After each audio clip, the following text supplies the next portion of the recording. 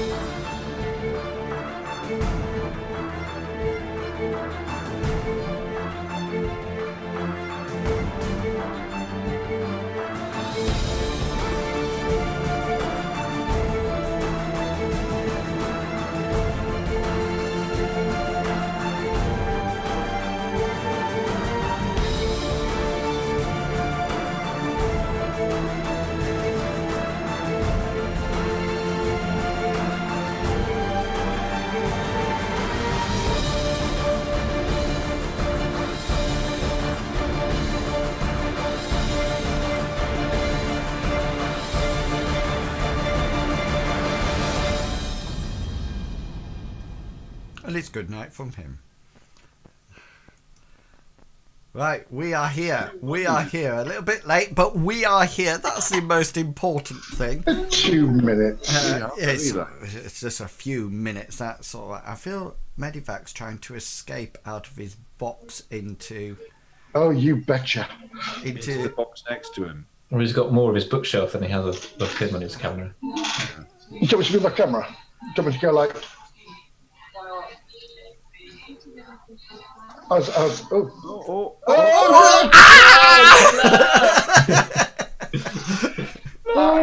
that's a nice pop card you've got on your coffee table, by the way. That's my 14th regeneration. That's my wife's anniversary card.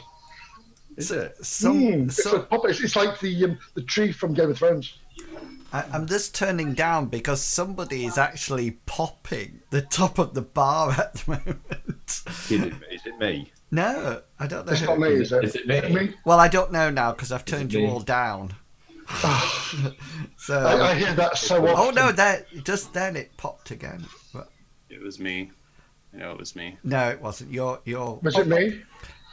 I think it might have been you, Medivac, but I have a pop thing on my front of my mic. Pop, yeah, pop music. yeah. I think it's just when you get excited. And you I go, have the sock. Be surprised. That's quite a lot of times that I get excited. okay, yes. Sorry, Chuggerwugger, were you saying something? No, I just said I've got half a sock that I use as a pop filter. All right, cool. That's- It's great. Where's the other half of the sock?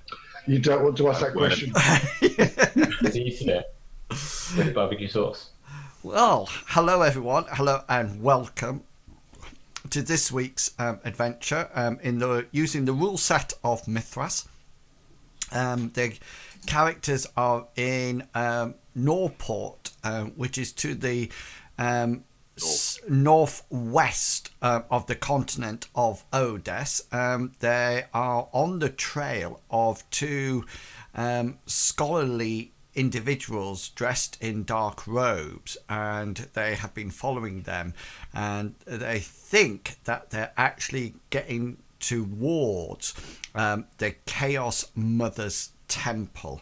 And last week they left Lindo and arrived at Norport, and I will get you completely up to date and tell you exactly what happened after the players had said who they are, introduced who they are and who they will be playing tonight. And as ever, we'll start off with Chuggerwugger, I think. Hi guys, I'm Chuggerwugger. The character that I play is called Gulliver. He's the youngest member of the party. He's small, ginger, bit scrawny, but very intelligent, and he has great willpower as well.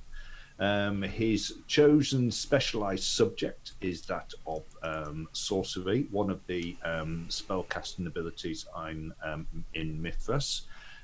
His spells evolve around communication, teleportation, and transportation. As the sorcerer, he has the ability to shape his spells.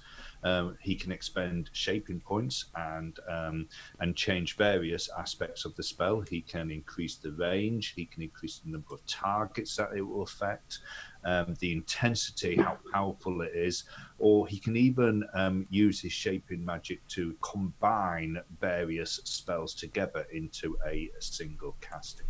He also possesses lesser spells, which are taken from the folk magic spell casting abilities in Mythras, but he classes them more as cantrips. And I will pass on to Mr. Pickles, because he's got his mic muted. He has it now. Mr. Pickles, you're on. I am Mr. Pickles, and I am our other caster in this group. I play Bartleby Fumus, who is our team's theist. He worships Amriel, who is the light moon goddess. He gets a lot of miracles he can perform through his goddess, such as curing disease, other important things, removing wounds from bodies. But I also have some folk magic spells that kind of fit as prayers rather than cantrips, to compare with Gulliver. Everything that Bartleby is able to perform is comparative to moons, moonlight, and healing, more or less. Besides his obsession with Amriel, he also is our team's historian and knows a little bit about monsters, but especially goblins. Always looking for goblins. And with that, I'm going to pass the microphone to Longshanks. Thank you, Mr. Pickles. Hi, guys. I'm Longshanks TPG, and tonight, as always, I am playing the character Hengist. He is a warrior of noble birth, wearing embossed heavy armor that's enameled in green and then sort of like with silvery bits, and his family's crest of a rearing horse on his chest. Fights with a hand-and-a-half sword and shield. Has probably saved everybody's in the party's life in combat at least once, if not more than once. Apart from maybe Hazra, I can't remember if I've saved Hazra's life or not yet. But the other two definitely, and previous characters that have been in the party. He tries to think of himself as a noble warrior and heroic, who always try and do the right thing at the right time to save someone. And we're on this long and drawn out quest to Drawn out. long and drawn out. Save the priest. Drawn out. Save the well. It's not drawn out. That's called epic. Don't like that word. I'm not following this at all. Yeah, it was a very long, drawn out. Can we not save the world in a day? I could just imagine Gandalf riding into Minas Tirith and saying, "This is a very long and drawn Quick, let's move on quickly to himself into a bigger hole. To Hazra. Yeah, I'm Medivac, and I play Hazra Khan in this never-ending story. He's a nomad. He comes from northern steppes of Odes. He's met this group in Lindo where they discovered about the seeds. He's an outdoory person who wears light quilted armour, so he can be more nimble and agile when he's tracking and scurrying through the forest. He uses a spear and a scimitar. He does like to protect Bartleby a lot. He sees in Bartleby something that's unique that he's not seen before. A very giving quality and a wonderful goddess. Gulliver is a little bit unsure about still because Gulliver likes to cast spells on him, and his biggest fear, or one of his biggest fears, is magic at the moment. He's very unsure about where it comes from. He's a little bit, oh, I don't like that. Longshanks he's got much respect for. Apart from he's a little Thanks, Medivac. He's a little bit too. I think his name's Hengist. Hengist. Sorry, guys. I forgot to say I'm Hengist playing Longshanks. No, I was talking about you.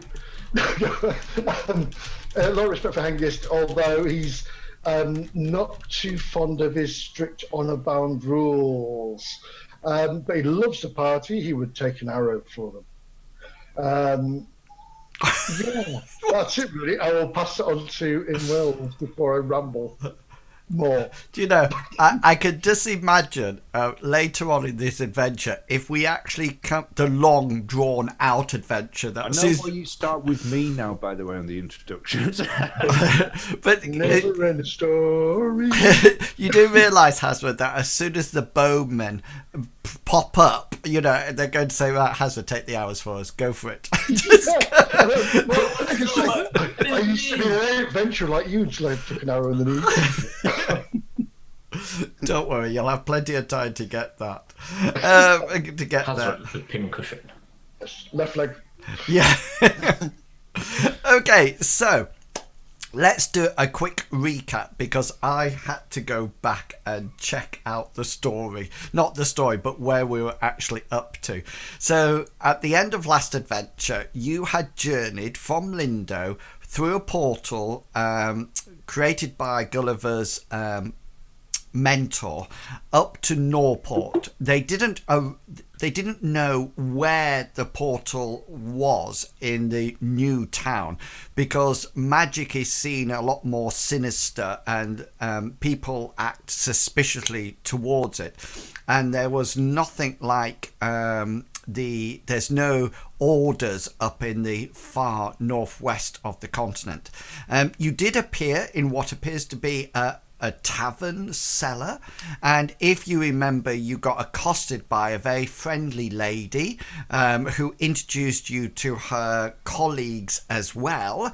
And if I remember rightly, you were all sort of like sat on a sofa at one point together, and even Chuggerwugger sort of like tried to like squeeze. Yeah, anyway, you managed to resist. I think somebody actually made a willpower roll at one point, and you managed to resist the temptations of the ladies in the brothel, and you headed off to a more suitable accommodation, I do believe. Was that right? We headed off to the I think it was the Sea Eagle. That is correct. Right. You went off to the Sea Eagle, and you went off there, and I think you got some accommodation, and you had something to eat, I think, as well. And then you headed off to find somebody. Who was the person that you went off to find? Silas. Yeah, you went off to find Silas Slump, who is the brother of Stilius Slump, who's in Lindo. And you found him. And if you remember, he's quite a unclean, disorganized sort of person who tended to mutter a lot underneath his breath. And the conversation didn't go perfectly. He was very distracted and very almost like annoyed with you until you mentioned the Black Veil Mountains. And then at that point, he went off and he collected a whole load of scrolls, I think, and laid them out on the table. And we finished the adventure with him sort of like putting his arms out wide and saying, "Behold, the Black Veil Mountains," like this. And it's obviously some kind of pet project of his. There was some other things that just before we started, I know you have probably got this written down in your notes, but there were some other things that sort of like came up, and you sort of like walked past various buildings, if you remember, as you came along the seafront. There was the Boat Builders Association, the Norport Sea Trade Guild, Copper and Lead Halls, Hanno's Troops, Lantern Crafters Guild, which was very smelly. You figured that they might be using some kind of fat rather than specific types of oil there. And there was three different taverns. There was Rory's House, which it's probably better known as a brothel. There was the Nets and Anchor, and then there was also the Sea Eagle, which you are actually traded in. Okay. Yeah. Was there anything else If you I want? remember rightly, the sea eagle seemed to be the more better reputed tavern out of the three. Yeah. Norway being the whorehouse and the nets and anchors being a rowdy sailing. Yeah. Yeah. Pubs and things. So the net and anchor was mainly probably frequented by fishermen and local farmers, ruffians. The Sea Eagle is much more merchants and ship's crew, probably the officers or the people in charge, rather than the layabouts or the people who scrub the decks. Yeah. Okay then. Anything else you would like to know or clarify before we get things underway? I don't think I have anything now. Okay, cool. Right. So let's start then. So we're in Silas's Slump's upstairs room. If you remember, you had to go up. Cartographer's Guild. Yeah, that is actually just one big room. And the only Are there cartographer. tables in it as well, or is it just seems to be him? No, there other tables. Did you say? Yeah, it's Yeah. sort of like other desks. No, it just looks like it's him. There are other tables and desks in here, but they seem to be full of his scrolls and thing. And if you remember, he was sort of like sat at his, scribing something away as you arrived. Yeah, so he turns round to you and he sort of like opens his arms wide and says, "Behold, behold, the Black Vale Mountains." And I will pop you, if I can find it. We might have to go via inside the villa. Right, you should now have the map in front of you. Yes, I have indeed. Yep. So people who are watching the stream, just to let you know, the players can only see the lighter coloured area. That's where they've actually been adventuring at the moment. The dark coloured area they cannot see, so they can only see that part of the map. The players are not actually watching the stream. Well, I hope they're not watching the stream. So you're quite welcome, if you're watching, to ask questions or make comments, etc., etc., and I'll pass it on to them. Okay, then. Only watches the prep once. Yeah, longer. I'd forgotten. I stumbled in. I went on the side of Twitch and it didn't come up. It just said RPGing. So I was like, "Oh, RPGing. What Symbol's doing?" And then realised. Yeah, that would have been funny if we were playing without you or something. He's like, "Oh, wait." There's like a cardboard cutout of something. Yeah. Could have been playing with other people. Yeah. So Silas says, "Behold, the Black Vale Mountains." The actual piece of paper seems to stretch the same as your map. So it seems to stretch from this point here that I'm pinging now up to that top point there. What is that? That's really back. Sorry, Muse. Sorry, one second. Oh, peace and quiet. Does it look like it's on the same scale as Gulliver wants to sort of like lean over and try to take as much of the information as he can in? He's looking for the map that we've got, or the map that he made of the mosaic. He wants to see whether or not he can pick out certain landmarks. So we know that we have a town that's surrounded by a wall, and the river coming in, and the volcano. Yeah. So your first assumption was the right one to go down. The scale of the map is completely different. This one is exactly how you see it.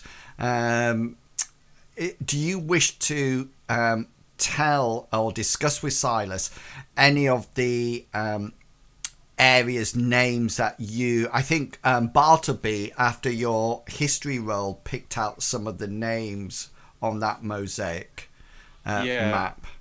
Are you? Bartleby would want to be looking specifically for the Eel River. That's the first and foremost landmark he would want to find, because that's going to give us a good idea of where it could be. Yeah. So as you can see, I mean, the map that you've got in front of you is very much the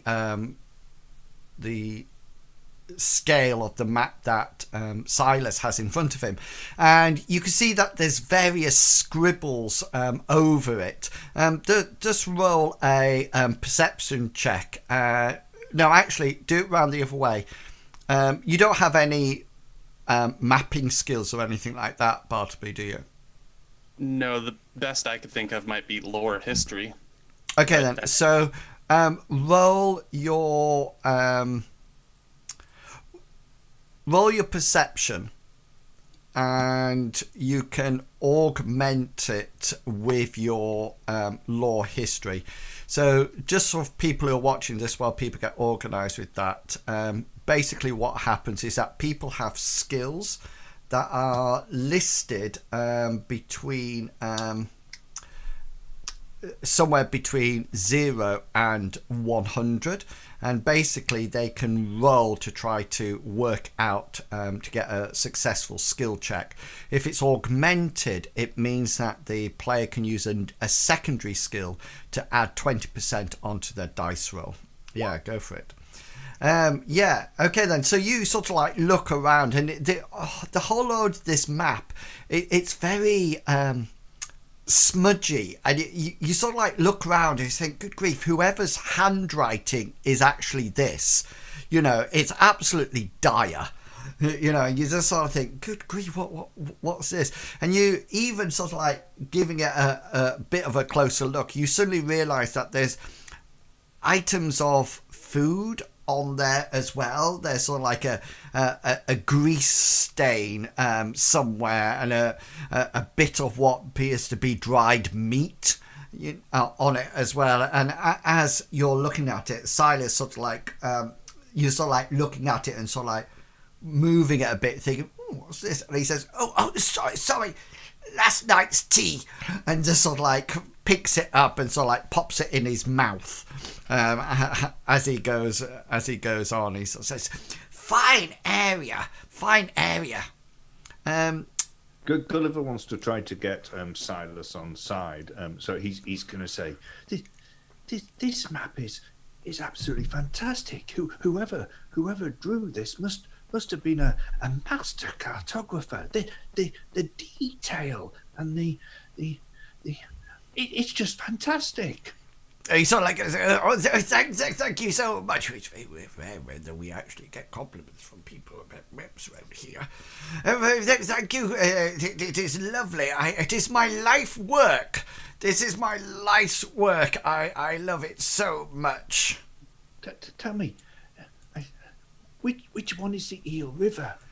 Oh, the Eel River. And he points to are you looking at your map? Yeah, he points to this one here, the one to the left of Norport, the one that's just by the top of the L. Yeah. And you sort of like look at it, and both you and Bartleby look at it, and you suddenly notice that there is a rather flat top looking mountain. Sort of like up in that general area. And you do also notice that, if you remember, Bartleby, you mentioned something about Father's Peak, if you remember, I think it was. Yeah. And you sort of like see this quite peaky looking place here as well, which it seems that that's definitely the sort of like general area. And Silas says, oh, yes, this very, very important river. Doesn't have any sort of like eels at all.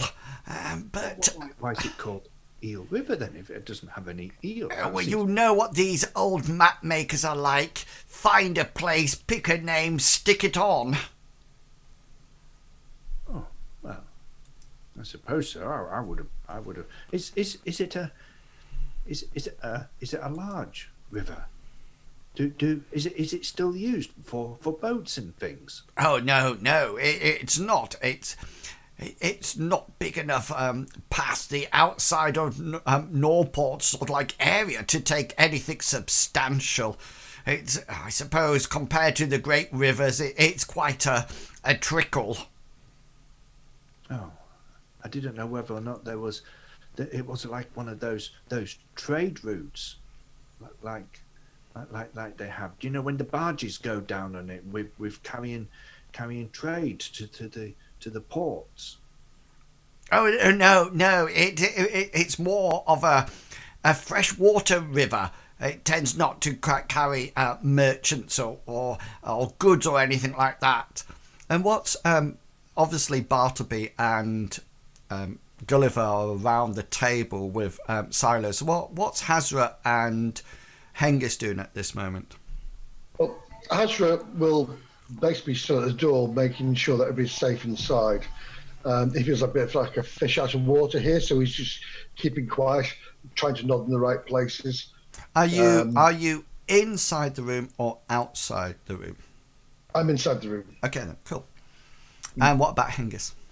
Hengist is standing there and looking at the map, and he'll looking at it, studying it, and he'll say, "So how far away is how many sort of like days walk or ride is Norport from the Eel River?" Oh, it's a significant amount of time. May I ask what is your interest in this place? Oh, we're exploring the area. We were told about some legends from your brother for the area, so we thought we'd head on up that way and explore. Well, he's sort of like he points to general areas of the map, but it's not specific. He's sort of like, it's almost as if the map's there and he's pointing up here somewhere. Does that make sense? So he's not sort of like, and he talks to all three of you, and he sort of like says, "Well, you have to be careful around here. A lot of Black Veil barbarians still live in this area. They're not, how can I put it, tamed." And they're definitely not tamed. They have various dry stone forts, and that they sort of like keep. Some of them, of course, the forts are from long ago, but many of the Black Veil barbarians have sort of like taken up residence in some of them. Some of them are quite nomadic and carry sort of like herd large flocks of sheep and deer around the area. They can I just say that they're not the most friendliest sort of people around. We had heard that there was a town along the Eel River. Oh yes.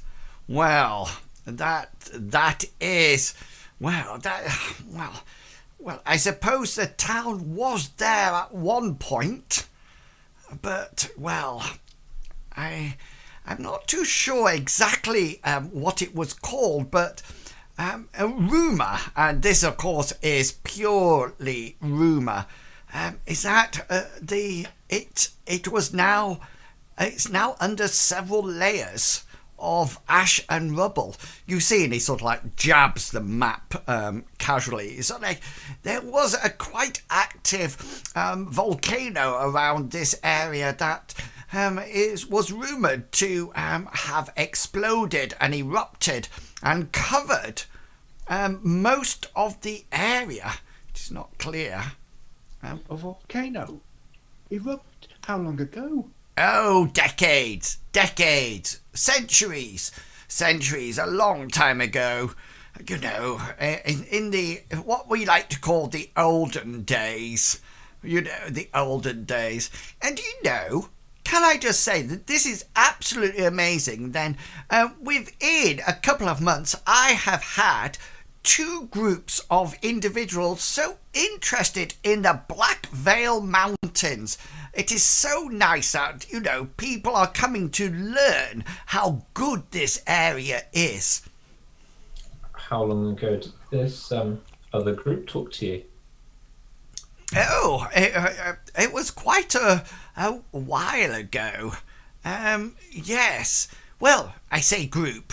There wasn't really a group. There was just two people. They said they were scholars, but their hands didn't look scholarly. Oh, yes, you know, and he holds up his hands. Can you see? These ink stains, these ink blots, these are what a scholarly hand looks like. You know. They do look very, very scholarly. Oh, thank you. Yes, they are. They're very artistic. These other scholars, did they talk with strange accents? How did you know? Very strange. And they kept looking at each other from their cowls. They had sort of like hoods on. Very strange. I almost like got the feeling that I was being watched constantly. Anyway, they were very excited about this map that I had. They even wanted to buy it. But alas, I said, no, this is my lifetime's work. I do not get it. I have put this map together through the stories and descriptions of a load of people who have travelled through the Black Bear. This is a story in itself. Have you never been into the Black Bear Mountains yourself then?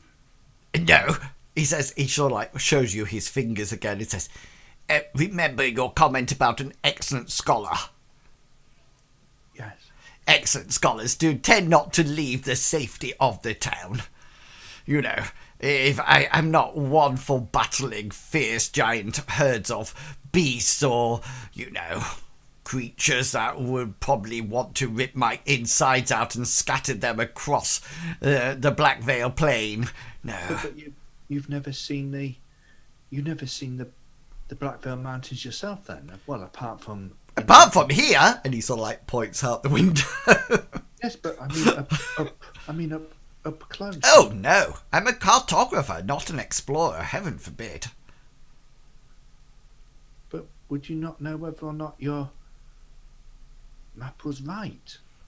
Oh well, If I add it to people's you know, as they return, and I've been told that, you know, that those two scholars that came are coming back, and they promised me that they would bring good tales and descriptions of what they found up there, and in exchange for this, I let them spend some time with my map. Well, which part of the mountains were they interested in? Well, that's a strange thing. They were interested in Eel River. That's what they were trying to find, and they said straight away, please point us very similar to you. Where is Eel River? And I was shocked. They then asked, of course, whether or not there was a local place that they could find help to get up into the mountains, and something about digging. Of course, I sent them to Hanor's troop house. You know, his mercenaries are quite, you know, adept at this, and there are plenty of miners round about. You know, it is rumoured that the Black Veil Mountains once held great riches, great seams of silver and electrum. It is well known that probably the most of Norport, you know, was built originally on its riches, although nowadays it's more on passing trade and the helpful hand of Rory's brothel. Not that there's anything wrong with Rory's brothel, I must say.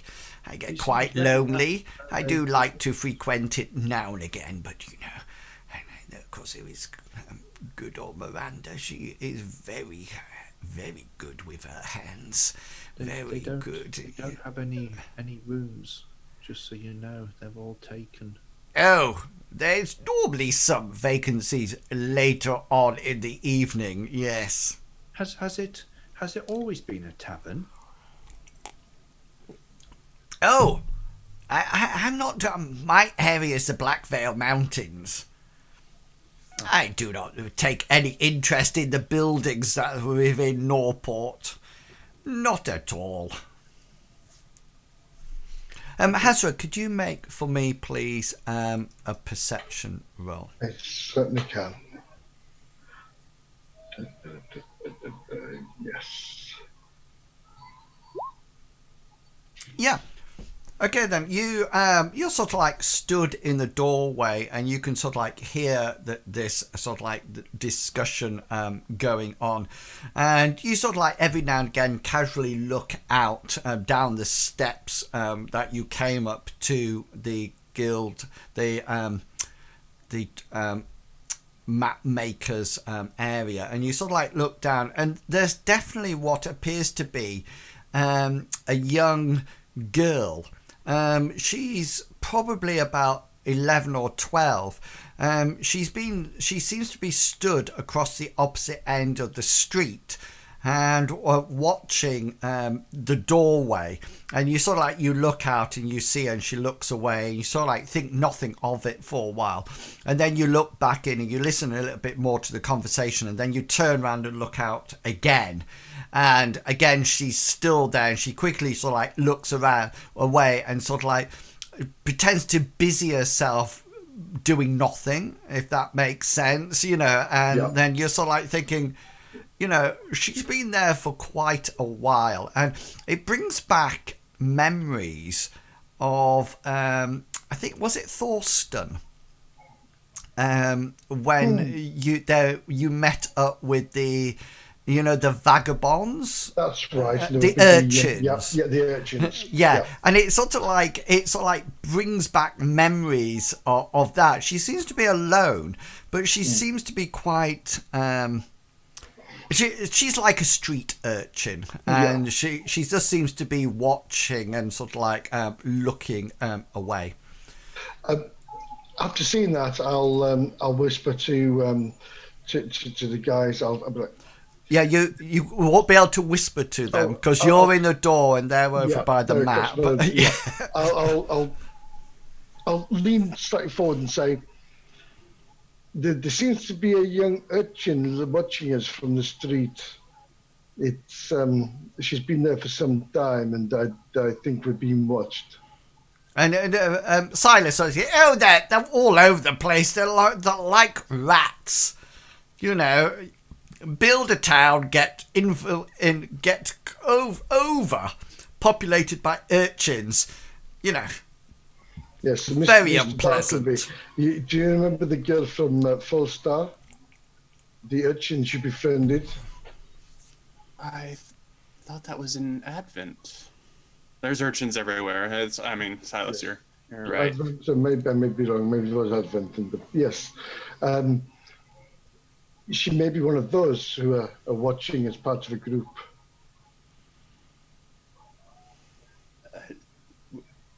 Would you like me to have a talk with her? If you wouldn't mind, just to see, perhaps, because I seem to remember you had a very good relationship with the young ones. I see. Silas says. No. I see. It's purely his. Yes, I would keep my my face covered as well. Yes.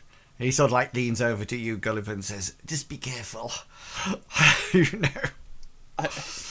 I'm a priest of Amriel. The children of the streets generally like me because I'm curing their parents of illness. Now I'll make my way out of. Of course, noble thesis. Of course. I'll walk out as I'm being mocked. Yeah, you get. What was the 2 scholars here? Did you say? Oh, months. Or was it weeks? Or was it? No, I'm sorry. Time flies by when you're a map maker. Just to let you know, just make a perception roll for me, Bartleby, as you get to the doorway.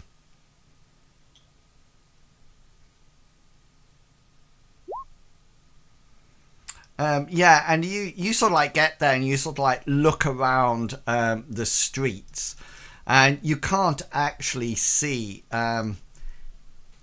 any urchins that are hanging out anywhere. Everybody seems to be moving. You don't notice anybody sort of like standing. Maybe it was a trick of the light, or Hazra was planning on seeing things or wanted to see things that weren't actually there. But when you get there, you sort of like look around and think, nothing at all. But Gulliver, could you just make me an influence roll, please? And Mr. Pickles, could you change your token so it says it's rolling as Mr. Pickles at the moment, not part. My bad. Yeah. And he's sort of like Silas after you're sweet talking to him and making him feel rather good about himself, and the fine quality is obviously paying off. And he sort of like leans forward to you and he says, those scholars. Well, I don't know them. Yeah, well, I don't think they were scholars at all, I think they were probably more grave diggers, fortune seekers looking for rare relics and things like that. Well, why would they be looking for rare relics? Well, a volcano. I was a bit suspicious that, well, they actually left a couple of days later with quite a substantial force. Well, group of people. They were guarded by some of Hanno's mercenaries, and also there seemed to be quite a big group of miners going with them. They certainly didn't look like they were heading off to draw maps. Do you think they were going to try to get the riches from the town? Well, I'm not too sure.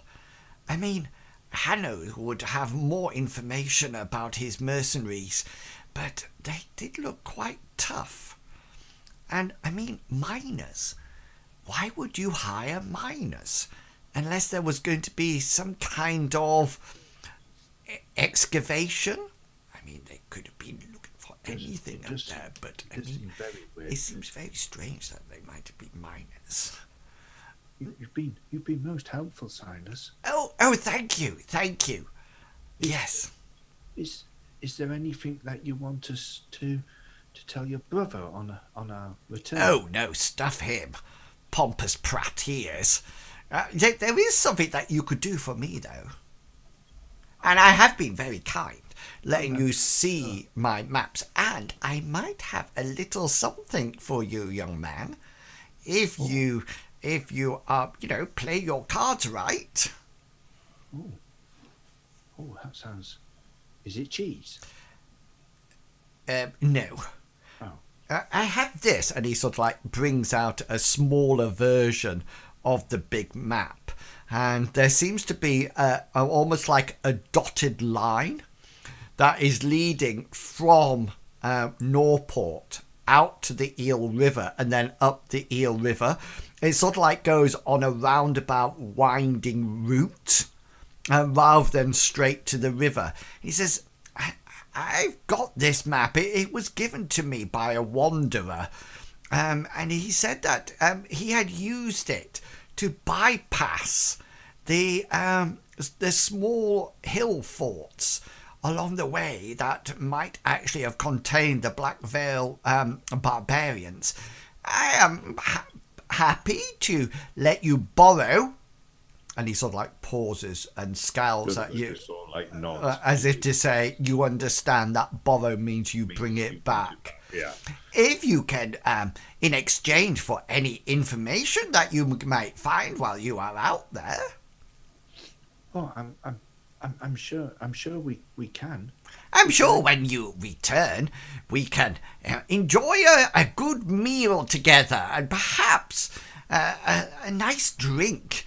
There is some rather fine wine available for the people I like, of course, and I am beginning to like you, young man. And he sort of like does that with your nose, as he goes tick, tick, tick, as he says it to you. Just to let you know, Bartleby, there's various people in the street that are looking up at you at the moment. And there's sort of like some parents walking around across with their children, and the children are looking up and staring at you, and the parents are sort of like turning their heads into their bodies, so sort of like don't look at him, and sort of like hurry them along. You do hear a slight like that at one point as a girl sees you, but the father sort of like steps in front and positions himself between you and him, and sort of you and the child, and there's this sort of like moving along. There seems to be some sailors there that are sort of like pointing and having a laugh at your expense. That's fair. As well. Would I be able to, because Bartleby wouldn't think Hazra would lie, and even if Hazra just saw a trick of the light, it would still help Hazra feel better if I went down. I'm going to like walk in the streets a little bit, not going too far away from the Cartographer's Guild, just doing my due diligence to make it seem to Hazra that I've looked into whatever this is, even though I can't see any kids. Yeah, okay. Roll your perception. You can augment it with your streetwise skill. Yeah. So it'll just be 20% of your streetwise skill. Because you're used to looking at, you and Gulliver are used to sort of like looking out at the streets and see what's going on. Could I use a point of luck to reroll? Yes, you can. So for people who are watching the stream, each character has a certain amount of luck that they can use within the game. I think the lowest amount is 1, and I think the highest is about 3. That's a nice reroll. So they can use this to either re-roll a dice roll at any time. They can ask me to re-roll a dice roll at any time. They can swap the digits around on the dice roll either way. So they can ask me to do that, or they can do it themselves. So, for example, with his influence roll, Gulliver got 20. So he could have used a point of luck to reverse it to get 2, which would have given him a critical success. Those stars down there, or the other things that they can use luck for, is to change a major wound into a serious wound. A major wound is something very bad. It could mean that you've lost an arm or a head and you're dead or something like that. And just to let you know, you can see there that normally a tick or a cross means that they've either succeeded or not succeeded. An exclamation mark means that they have fumbled, and that's generally done on a roll of 99 or 100. But generally, on a score between 1 and 5, it's an automatic success, and that means that it was a critical success. So what I have to do now, well, I don't have to, but I like to, is give Bartleby a little bit more information that a normal roll would actually take. And so, yeah, you sort of like look up and down the street, and you're sort of like used to seeing your urchins around. You were once one of those urchins, so you pay careful attention to the sort of like the areas of a street where urchins would sort of like gather, and maybe a little bit mischievous, or maybe to do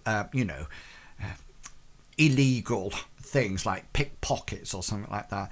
And it takes you a while, but you sort of like walk up and down a few times, and it's only on the second route round that you do spot a girl who seems rather out of place in another group of urchins.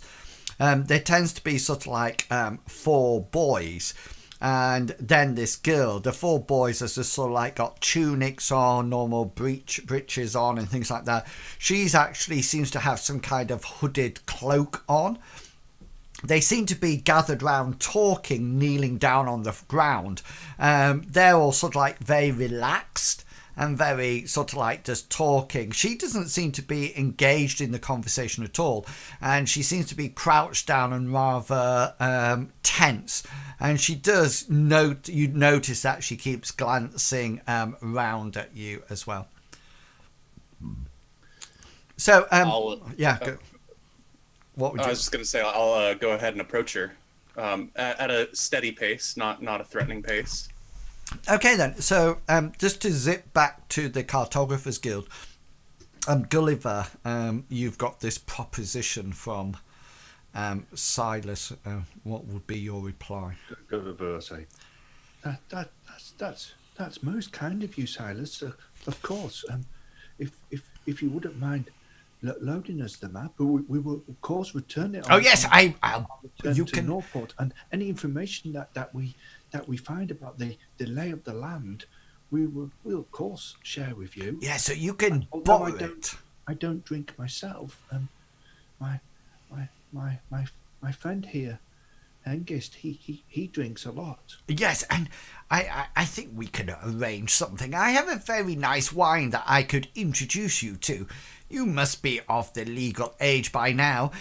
But if you want more information, I think Hanos is probably the person to ask, since he entered into some kind of contractual agreement.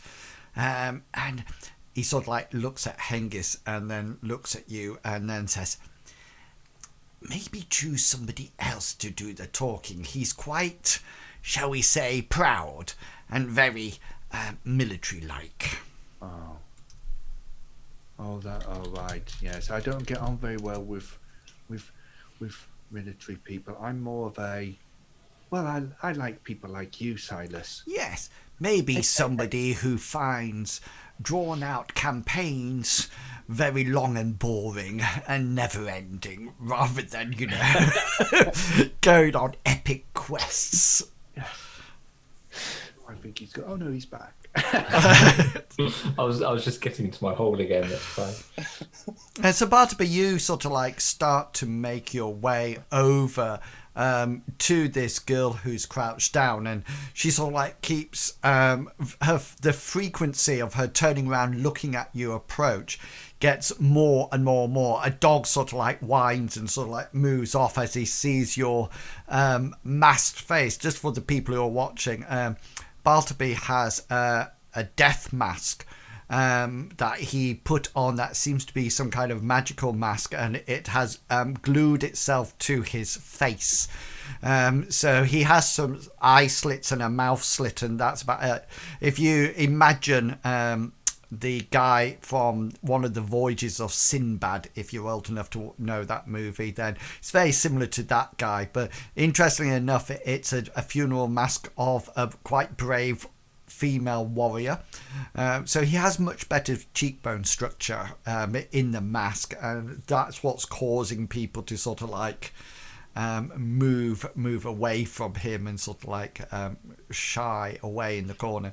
And as you get closer and closer to the girl, you're not quite in touching range.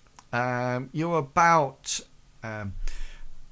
5 meters away from her when she quite naturally stands up and starts to walk away from you. So imagine that you were coming towards her like that. She then just goes off at that angle, and sort of like heads off. What would you like to do? I'm thinking You notice I should call out to her. You notice the other boys sort of like watch her stand up and move off. They don't sort of like stop her or anything. Go for it. What would you like to call out to her? I'd like to call out, wait, child, I have questions. Roll your influence roll.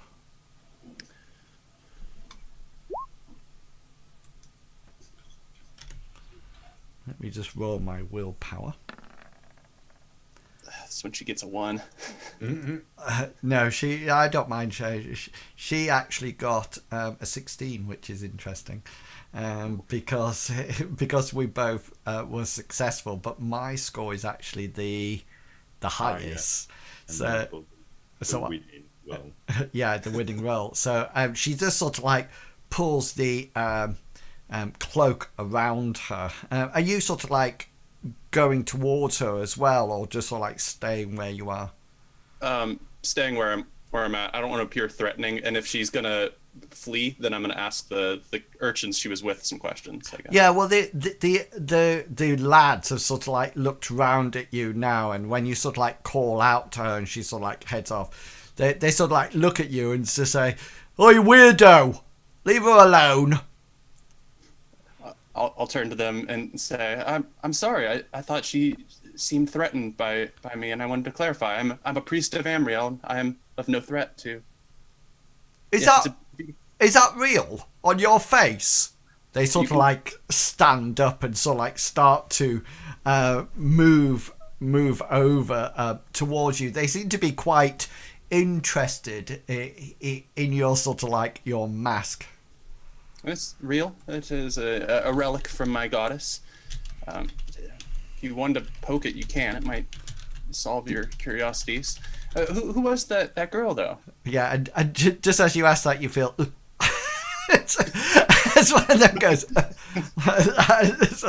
Who was that girl then? And they said, it's metal. And you feel another one sort of like go... like that on it. You just think...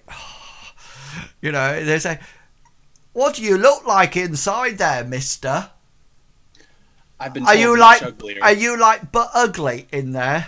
And That's what I've been told. They're sort of like looking up and sort of like trying to see in the mouth hole, and sort of like think, you know, what on earth? Oh, you don't pay any attention to her. Make an influence roll. You can augment it with your streetwise skill. Oh, excellent. I'm just putting in that augment right there, and ba-bam. Yeah, they seem to be quite persuaded by your natural charisma inside a mask and your willingness to let them poke you. And they say, oh, she's just Sybil. She just belongs to one of the miners. I think her dad went off somewhere. I'm not too sure. Is it just your face then that you've got covered? Well, I've been told I should have my hands covered. I hold up my mangled, ugly hands. Jesus Christ! Heaven forbid! God save us! What are they? They're a punishment from bandits, and that's what brought me to the light of Amriel, who healed my hands. Ish. You should pray harder, mister. You really should pray harder. Good grief. That's what my You ain't been lucky, haven't you, mister? You're not been lucky in life. But ugly and mangled hands. Do you know why this Sybil might be so jumpy and threatened by somebody as unfortunate as myself? I don't think she's threatened. I think she wanted to see Silas, something about her dad going off a few weeks ago with 2 men and a whole lot of Hanor's his mercenaries. He hasn't come back, and I think she says, you know what girls are like. Oh, where's my daddy gone? Oh, I need my daddy. Oh, where's my daddy? You know the sort of poncy girls that they're like. Does it hurt? Did it hurt when they welded it on? Is it like the blacksmith? Did they sort of like bang it in with nails? No, not at all. It was my goddess who keeps it affixed to my face. Same with this bracelet here. Oh. And they sort of like... For a bob or two. Yeah, they sort of like look at it. And they one of them, they're sort of like obviously the lead urchin, so like says, Can I touch it? I don't see why not. And he sort of like seems to put a bit of spit on his finger to start off with, and then rubs it a bit. He goes, oh, and then he just seems to be moving down as if to bite it. Are you happy for him to bite it? Yeah, I'm not going to resist. Yeah, he sort of like goes, "Oh, that's real. This is real." He says, Real stuck. "I'll give you 10 silver for it." I'm afraid I couldn't remove it even if I wanted to. Okay, you drive a hard bargain, mister. I'll buy 11. 11, and this is 11, and we can take it off your hands. I've got a counter offer here. Go on then, counter. I would like to pay you to deliver a message to Sybil. I pull out 2 silver coins and hold them in my hand. If you're willing to tell Sybil that Bartleby, the priest, is willing to help her, Oh, this would be yours. I understand. Oh no. I understand. And he sort of like holds out his hand for the. Needs a new dad. No, it's his Amriel codpiece. I'm trying to help her get her dad back, guys. No, I'll hand the coins to the little boy. He says, I was going to give you another offer. He says, I was going to say 12 silver pieces and a night with Miranda at Rory's place. She's quite good. I have heard. I think everybody's heard how. I think everyone's heard how good Miranda is. I don't think it's a secret. I'm not even from this town, and I know about this Miranda now. Did you just come in on the latest ship then? Something like that. Oh yeah, that came from a strange island, didn't it? Very strange spices that came in from that ship. Are you staying here long? I make a pretty good guide. I could show you around the town if you wish, for, of course, the right amount of persuasion. I'll have to consider your offer. I'm going to need to get back with my associates. Remember our deal. Tell Sybil that I'm looking to help her find her dad. Yeah, and they all sort of like come towards you and sort of like shake your hand and sort of like keep tapping the bracelet. So, you sure you don't want rid of this? I do. It just won't leave me. Oh, right. Okay, then. Well, if you ever want us to, sort of like take it off your hands, literally, then we don't mind. Roll your perception, please. I swear if they pickpocket off me. Be very nice. Perception, you said? Let me remove my augment. Nope. Yeah, okay then. And they sort of like, shake your hand and touch the metal, and another one sort of like has another poke of your face, and sort of like they sort of like move off into the township. I'll return to my cohorts at that point. Yeah, or try to find them. You do realise. Can you just roll a 1d4 for me, please? Absolutely. They just stole a couple coins. It's whatever. 3. How many candles did you have? Oof. No. Your 3 silver coins lighter as they picked your pockets. You didn't feel it. I had 5 candles. Yeah, no, they took coins. Candles, I've Okay. no. I just thought it might hurt Bartleby a little bit more if it was candles being taken. Would have hurt a lot more. Yeah, but 3 silver coins have been pocketed from your purse or your bag. Okay, guys. So what would you like to get up to next? Let's say that Gulliver, was there anything else that you wanted to chat to? No, he's going to thank him very much for the map and ask him whether or not he has anything to keep it in, which is he sort of like gives you what appears to be a leather scroll case that rolls up. He's also going to ask whether or not there's anything else he can tell us about the route to the Eel River, which might be of importance. Yeah, he gives you one final piece of advice, and he says, avoid the Black Veil barbarians. They're rather touchy about us being round here. They go on and on a lot about it being their land, you know. Yeah, and he's sort of like the scroll case the map will go in it and it'll fit into your backpack as long as you've got enough item space. I think backpacks hold, is it 20 items? Backpack holds 20 encumbrance. A 20 encumbrance, yeah. So It's 20. it's not a significant encumbrance, it's only sort of like 0.1, so you'll be able to slot it in there. Okay then, so you all meet down back at this street, and I assume, Bartleby, you bring up the party up to date with what's been happening. And yes, especially Hazra. yeah, and Hazra's quite proud of himself that he's sort of like Spotted a child. There's one. And there's another one. yeah, so there seems to be two leads that you can go on from here. You have been aware that Silas mentioned Hanno's mercenaries, which you saw the building, and there's also the Miners Guild that might be a suitable place. There's also, of course, the rather divey there's Rory's house if you wish to go back there. You've been to the Sea Eagle. You did pass the Nets and Anchor, if you remember, on the way down, but you haven't actually been in there. So what would you like to ask Bartleby a question? He wants to say, when they said the ship had come in recently, from Strange Island with strange spices is what they did said. they say where from though? No, they didn't.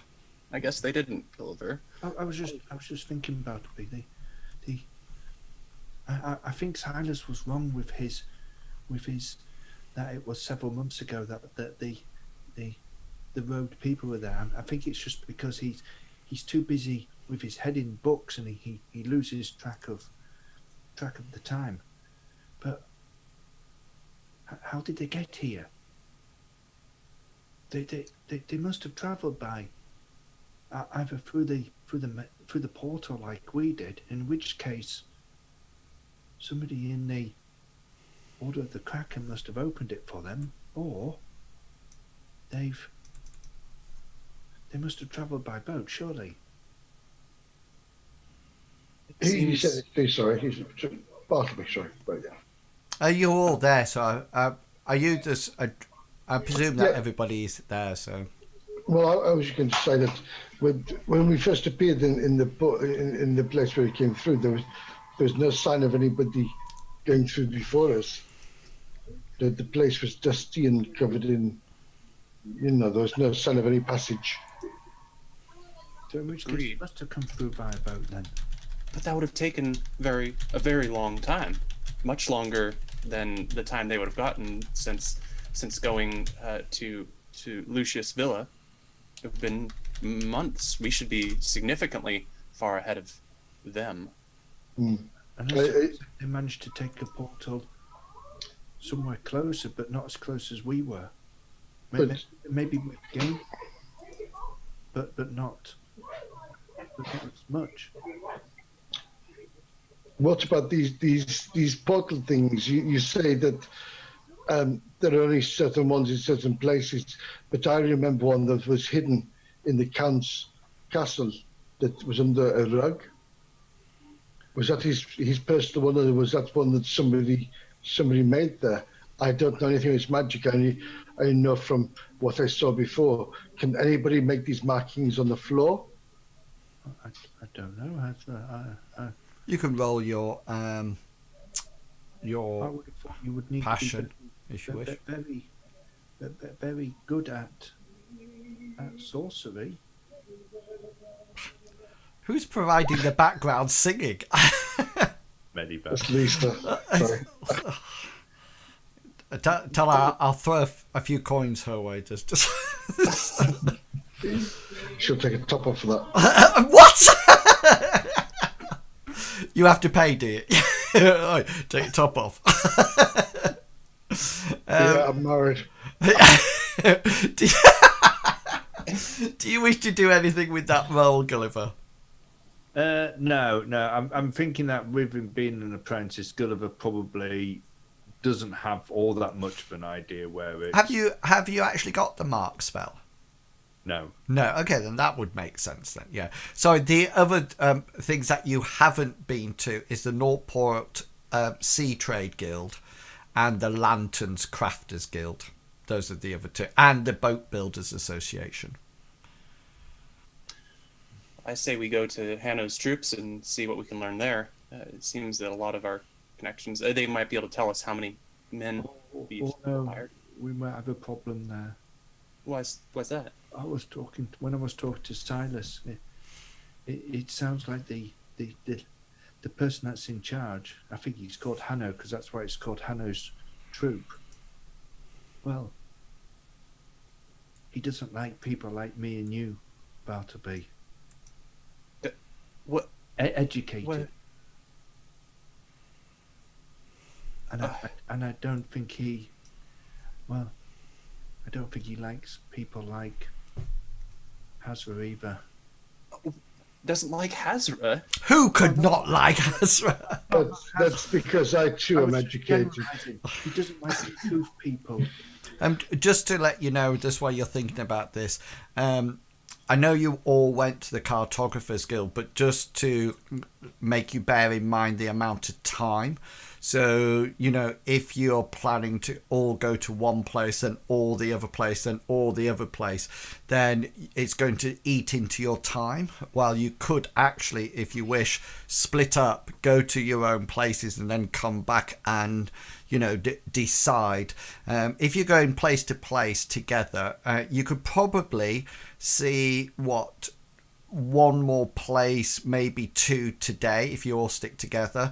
If you split up, you can probably see 4 places, 2 each, so you can get 4 places done before nightfall. But it's literally up to you what you wish to do. From what Silas was saying, he sounds very... He sounds almost like he might have been in the military at some point, and well, you know what the military's like.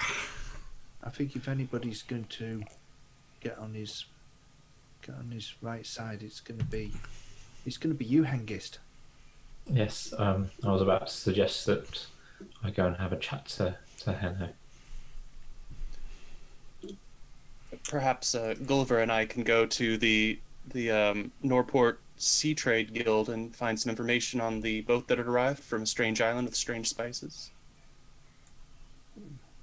Well, we if we can find out which island it come from, it might give us some idea.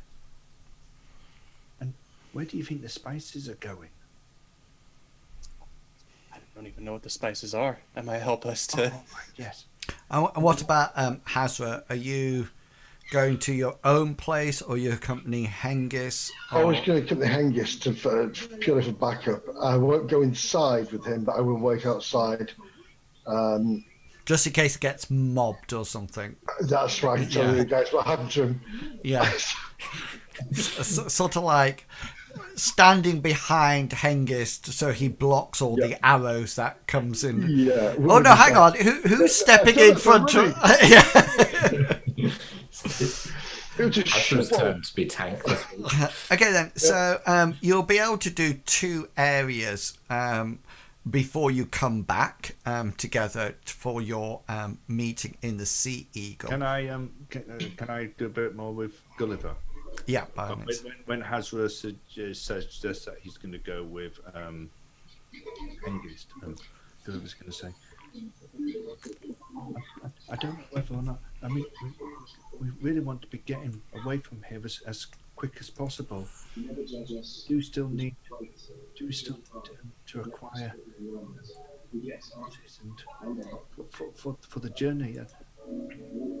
You're pretty good with horses, aren't you? Would you not be able to maybe find us 4 suitable ones? I can certainly try, but I do not know about this talking to merchants and things. Oh, it'd be just like talk to the blacksmith when you wanted your spear. I just give him money and my blood, and he makes. Can you please pour blood on this while you're making it? Oh, please, that's not to open your blood. You tell them what you want, and they'll give you a price, and you either pay it or Oh, try to get it lower. Have you got your telly on in the background, Hasra? sorry, let me turn it down. Sorry, there we go. Give us some money to take a top off. And Only $1.99 a month. Hey, I imagine her going, I can't hear the telly now. sorry. I should get some headphones for it. That'd be yeah, good idea. Yeah. Right. Or put I a mean, I noise could on certainly try to do that for you, but I thought maybe it's more preferable to back up Hengist. But if you wish me to do this, I will have a look. If I cannot find 4 horses, how about the horse and the wagon, perhaps? Yeah, I mean that'll be fine. Just transport, anything to transport. Fastest transport. I think we need to look at. Okay then. So Hasra Yep. can go off and try it to convince people to sell horses or wagon and horses. Hengist, you're off to Hanno's troops. Bartleby and Gulliver, you're going to Northport Sea Trade Guild.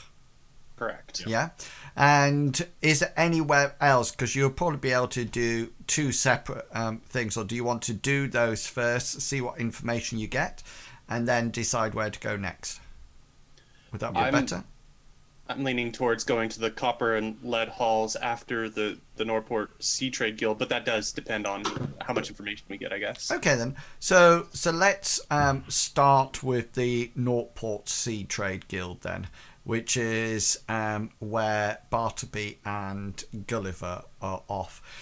When you arrive, it sounds like a guild, but what it's really like is some kind of large open air fish market, if that makes sense to you. There's some stalls inside. There tends to be big crates or boxes or urns and stuff, so like filled with goods, and there's various men that seem to have some kind of blue tabard on that actually has a ship on it. It's not posh.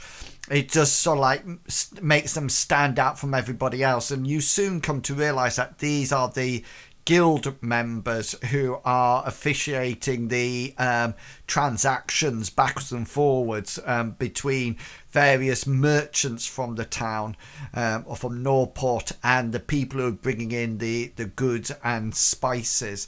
What's the plan of action? I mean, to begin with, we're going to have a look around the actual the area itself. I mean, we're not bothered about the fish. We're just looking for the stalls. That are... When I said fish market, it's more to give you the idea of the sort of like the setting. It's any form of goods that sort of like has come in. So yeah, you can go around and look at various items. That's not a problem. Are you looking for something in particular? Spices? I thought we were looking for somebody who might have a log of like all the ships that came in as well. Okay then. I think we're going to need to speak to one of the people in the blue tabards, and they seem to be the most. Okay then. So let's do 2 rolls. Who's got the highest commerce skill? Probably Gulliver, but I have a 42. 54. Okay then. So if you and Bartleby, if you augment Gulliver's roll for commerce, and then so that will allow you to find the spices. You will find them eventually. I'm using the skill to decide how long it takes you to actually find it. 9, is it?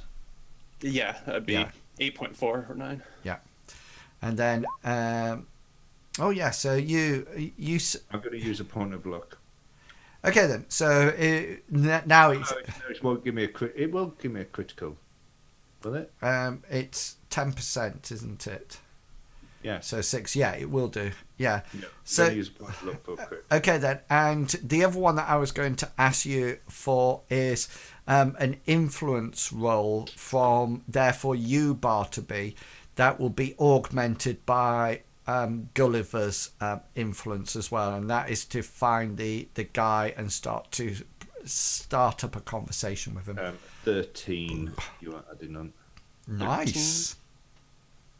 61 it is. So Yeah, 13. Yeah. Here is my roll then. Pow. Oh, you're both on form. So you sort of like keep together. You start wandering through, and you sort of like agree. It's sort of like, right, yeah, we're going to look for spices and find somebody to talk to about the ships. And within, you sort of like set off, and Gulliver goes, "Oh, they're here." You know, and they're just sort of like, with a nice critical roll, they're just sort of like there, and you know, almost like minutes. And Gulliver sort of like finds them and sort of like points them out, and yeah, there's a blue tabard guy there who's sort of like looks at you and says, "I don't think I know you. Are you here to trade or to buy?" We're actually here to. There's people that we're looking for that we were hoping to find. I believe that they came in recently. They were trading spices. Yes, Gulliver? yes, I think they were travelling on the ship that brought these spices in. Yes, well, this spice, it was quite a small ship that brought these spices in. This is the influence roll from you bar to be taking effect now. He sort of like says, very, very strange. We've never had these sort of spices, and that is why they're going with a premium price on them today.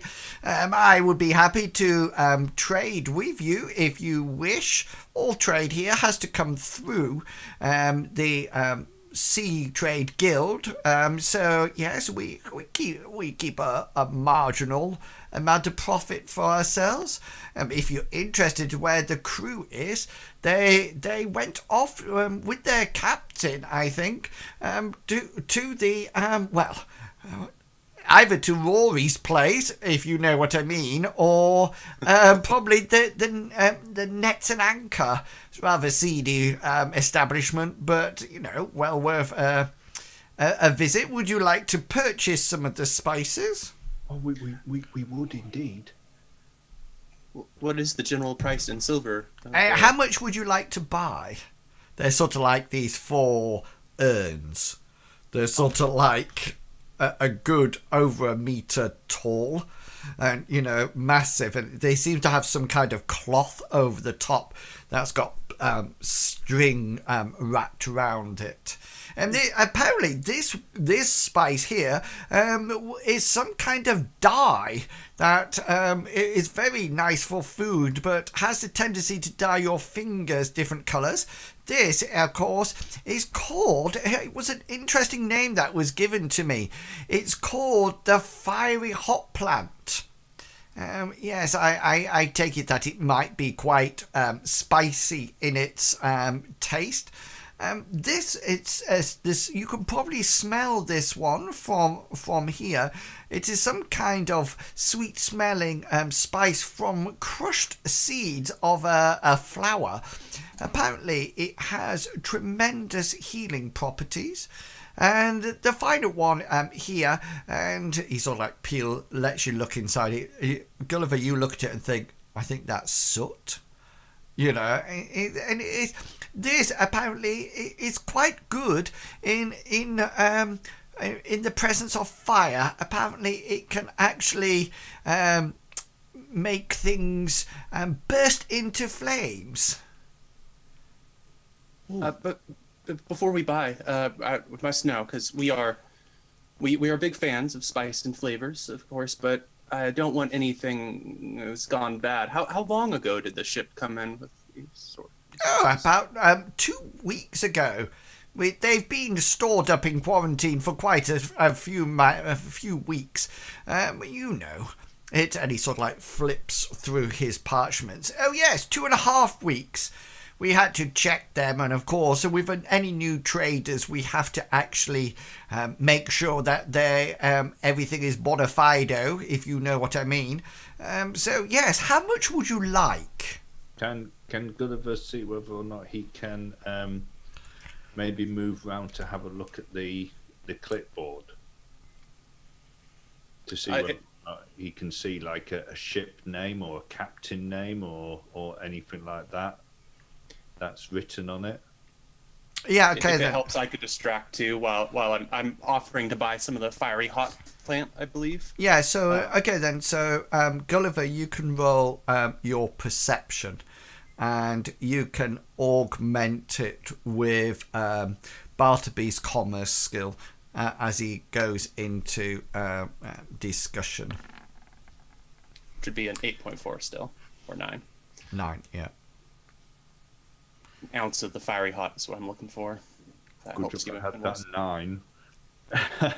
Yeah, just to let you know, there seems to be various ships' names, but each piece of paper has one ship's order on it, and you can see it that as Bartleby distracts him, it was brought in a ship called the Sea Serpent. That's what it's saying up at the top. Of course, you can only read that because you are literate. And you actually can read. There's no captain's name or anything like that. Not. It seems to be a manifesto of a ship's manifest. Sorry, right. So it tends to just have a list of spices. There's other things that are on it. Something to do with plant roots and something to do with some kind of crushed beetle. But it's really strange because as you look down, there's nothing that really sort of like reminds you of what you've normally see. However, you're not used to being in a seaport as it was, when you were growing up. But there seems to be nothing like what you would normally expect, like hemp for rope or vines or some kind of pottery, clay and things like that. It seems mighty strange. And just to let you know, Bartleby and Gulliver, neither of you have seen any of these items before. Okay. Is there anything else that you two would like to do here? What was the pricing on about like an ounce or a small amount of fiery hot plant? And fiery hot plant, it's actually going for 120 silver pieces for a small pouch of it. I'll have to go check my funds and come back later, sir. He says, "Oh no, not a problem." And he does. He sort of like looks around. He's sort of like, "Sorry to be a little bit personal about it, but I do think I have a very ugly mother, so it didn't put me off. But maybe remove the mask before going into trade agreements with other people. It could be somewhat off-putting, just like my mother's face, if I'm honest with you." Understood, but this is a blessing from my goddess. So I'm and so you sort of like, and this is and he goes, "Oh yes, Bert, come along. I got some wonder," and he just seems to have moved over to the next person, as if to say, I've done my business with you. You obviously don't have the money to actually engage with me, so that's going to be compared it. to Lindo. Is Norport? Is it a very good question. It's a lot smaller, and you wouldn't expect this sort of like trade to be coming through Norport. You can't really imagine that. It's either it's come from a very strange place, but the guy did say, the Gilder did say that they haven't worked with this ship before, but you don't think it's come from Lindo, Right. because if it had come from Lindo, you would have recognised some of the So from our time, sort of like walking around Norport, have we noticed anything that they might be exporting? I mean, the only thing that, well, no, because the candle, the lantern Manufacturers Guild is probably in association with in associated with the miners. Well, there, yes. So that there's So the there's a miners guild. Have we noticed what they're actually exporting? You know, yeah. You can considering see that that they've been there's mined. yeah, you can see that there's various ore and stone sort of like leaving the place, Right. not in huge quantities or anything. Do you have any? I was trying to see whether or not I can give you a roll to see the quality of it. Do you have any skills? No, I No. haven't. Okay then. So Not- yeah. So you're not too sure of the quality of it, but it's a bit strange actually because using your understanding of trade from your commerce etc. You think that the town was obviously based on more ore or miners, precious gems, etc., to build this Norport. You don't, from what you can see going in and out at the moment, you don't think it's actually, it's probably going downhill, so that's it. Okay, so before we move on to Hengist or Hazra, whoever wants to go first afterwards, it's 8:30, so we've been playing for an hour and a half. So let's take our first, our first and only break. So if you're watching the stream, thank you very much for coming along so far. We are going to take just a 10-minute break, and then we will be back and we'll see what Hengist and Hazra get up to in their relevant interactions, and then we'll see what actually happens to the party and where they decide to go to next. Okay, so stand up, have a stretch of your legs, and we will be back in about 10 minutes, so we'll see you soon.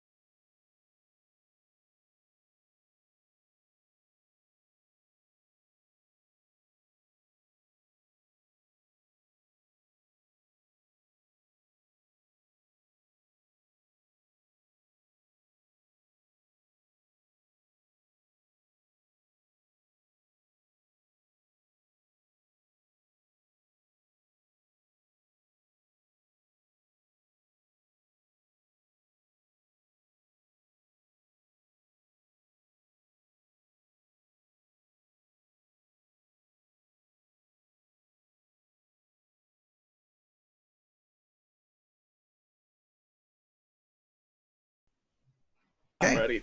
Ready and waiting then. Yeah, there we go. We are all back. Thank you very much for waiting. So we were just talking about Shadowrun 6th edition coming out. So that's what we intense discussion about Limits Gone. Anyway, so welcome back. I think Bartleby. Say again, sir. Has gone, so Back in the hole. he's back now. Oh, right. He's just putting on his headphones, right? Sorry, we said, are you ready to go back? And I was like, yes. And then immediately cramp hit at that point. Do you So I want to have know? to- I'm not too happy with Dance. either of these new coffees. The crystalline honey one is foul.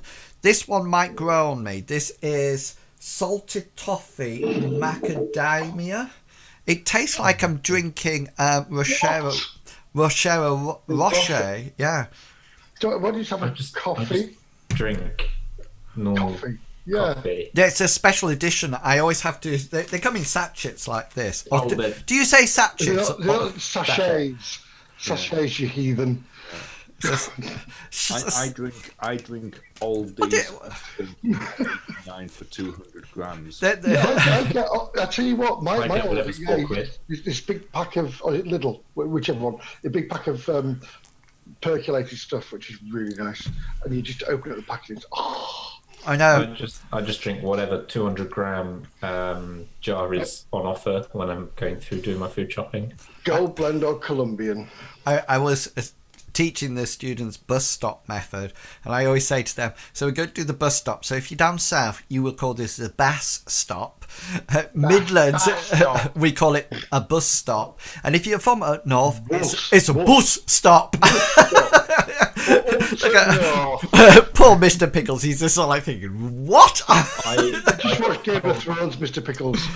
I got told off in rules in my first year placement when I had to teach phonics Well- by the class teacher because I was teaching them wrong. Well- because I was teaching them with a neutral accent, London neutral accent, and they were obviously, I was up in Isn't that the Borough. person that taught you, though? It's more. That's true. It's I like was, I was teaching them Yeah. London vowels, phonics, when and like sounds when I should have been teaching them borough sounds. Yeah, because it's like the double O sound. We would say book, so we make an sound. But up north they say a No, that's book. what it said. I'm going to cook the book. I have a cook book. I don't talk like that. Right. Without further ado, let's go away from let's go away from phonics and split digraphs, and let's get back to Norport, where Bartleby and Gulliver have just had an interesting discussion about with the portmaster, or member of the Norport guild, trade guild. And now let's go over to Hengist, who is going to visit, I think it's Hanno's mercenaries, Hanno's troops, it's called. Mercenaries, yeah. Yeah. Yeah. Yeah. So you sort of like you find the establishment Hengist, and it's very sort of like orderly. You know, everything seems to be pristine outside. There's no rubbish. Everything seems to be clean and tidy and very methodical, etc. Almost like military precision as you arrive. And when you sort of like enter the building, there seems to be some kind of like waiting area, and there's a quite sturdy, upright man. He seems to be clad out in what seems to be some kind of rigid leather chest plate, and almost like soft leather breeches. He seems to have van braces on his arms that go from his wrist up to his across the length of his forearms, so they're not small, they're quite substantial. You notice that he is wearing two belts, one that seems to have some kind of a sword on one of it that seems to be slightly curved. It doesn't look to be completely straight. It may be some kind of tulwar or scimitar or something like that. And on the opposite side, there's definitely a dagger on the opposite belt. You also notice that there is what appears to be a long or short spear, you're not too sure, propped up behind him. There's hardly anybody in the place, but even as you walk in, everything's extremely immaculate. It's clean. Everything's in the right place. Everything's at right angles to everything else. And it reminds you of your old instructor back in the days when you were being trained to be a warrior, that, it's almost like military precision. And that's what it is. He stood up at a standing up lectern that seems to have a pot of ink and a rather big tome on it. It seems to be not the best parchment, but he seems to be writing on it as you enter. And sure as you come in the door closes behind you, he sort of looks up, and he does that classic, he almost like checks you out as you walk towards the lectern, more in the case of like two people who are sussing each other out before a duel or something like that, almost like identifying where the weakness is. If he was going to attack you, what would be the best vantage point, etc. And it's only when you sort of like approach right up to the lectern at that point, he almost like looks down and starts writing as if he's busy. So Hengist would have been doing the same sort of thing whilst he was walking up to the person, and then he was going to go up to them and say, yeah. So, well, hang on then. Let's roll your perception, but you can augment it. I think you've got some military. I've either got military history, or strategy and tactics. They're two different skills, or there's the combat style. I don't know. No, do your strategy and tactics, augment it with that. Okay, so it's 20%, isn't it? Yeah. So that's...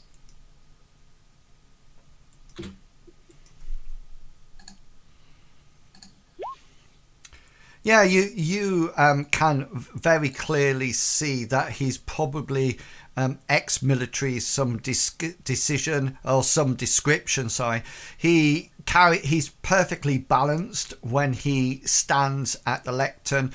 He looks like he's well prepared to take an attack if need be.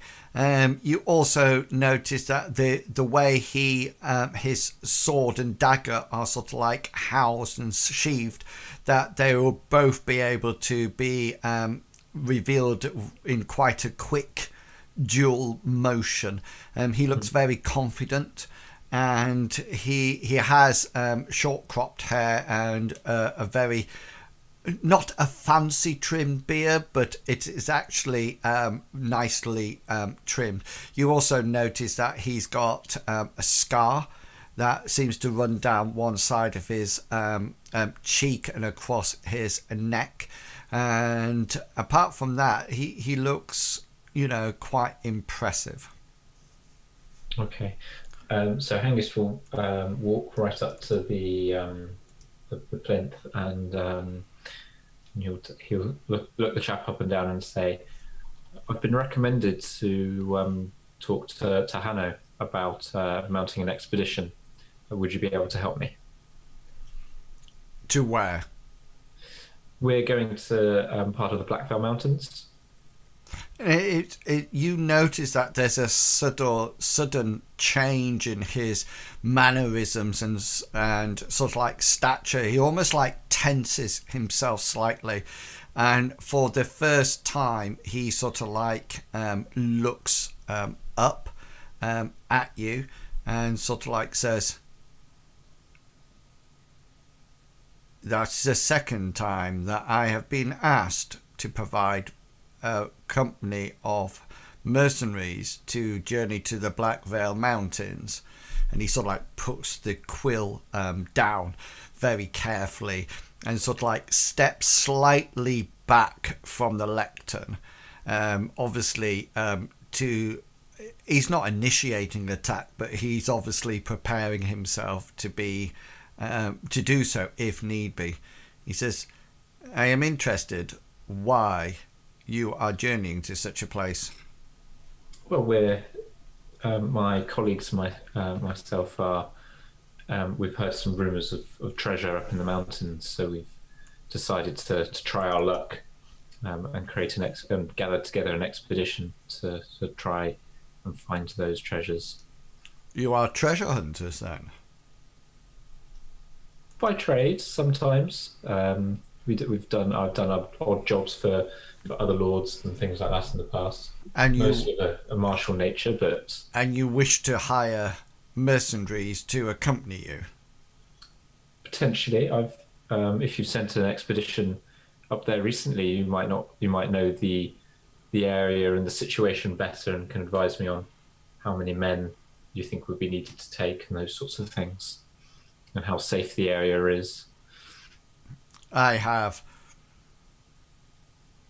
very little people left until they return from their previous contract. I will not be able to provide you with significant numbers for such a dangerous journey. I see. How long ago did the other contract leave, and how long would we? Because time's of the essence for myself and my companions. Roll your influence. Would I be able to augment it with anything, such as courtesy or? Yes, you can augment it with courtesy. That would be fine. Thank you. So that's 20%. So that's rounded up. Influence. I will. Ooh, decision. My only point of luck. Hengist, for anybody watching the stream, Hengist only has 1 point of luck. So I'll turn that into an 18, please. Okay, then, so you use up your 1 point of luck and turn it into an 18. And what was the question, sorry, that you asked? How long ago the other contracts left, and when they'd be expected to return? Yeah, so the first thing he sort of like says, they have been hired for a set period of time of a month. Well, between 1 and 2 months, between 4 and 8 weeks, it was considered to be totally acceptable by the people I dealt with that this would be significant time. However, I do wonder about the 2 clients. There was something quite suspicious about them. I see. They seem to be a bit untrustworthy in that case. Or unsavory. I am able to deal with my own clients. You mentioned you wish to hire mercenaries, and like I said, unfortunately, that is not they are not available.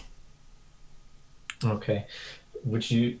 I'd be willing to pay for some advice, because I've, as I said, the matter between myself and my companions is quite a pressing one, especially more so now that there's potentially competition in the area. Would you be able to give some advice on the best routes, or the best routes to where? Where the vein of all we've been told about is in the near the Eel River. He seems to be eyeing. His eyes seem to be focusing more and more down on you, as if to say, "Hang on a minute. There's something slightly fishy here." There's not a bribery skill, isn't there? I don't have one. It's influence, isn't it? Say again, sorry. I believe it comes under deceit, does it? Not influence. I'm just looking at the deceit is actually intelligence and charisma, and influence is double charisma.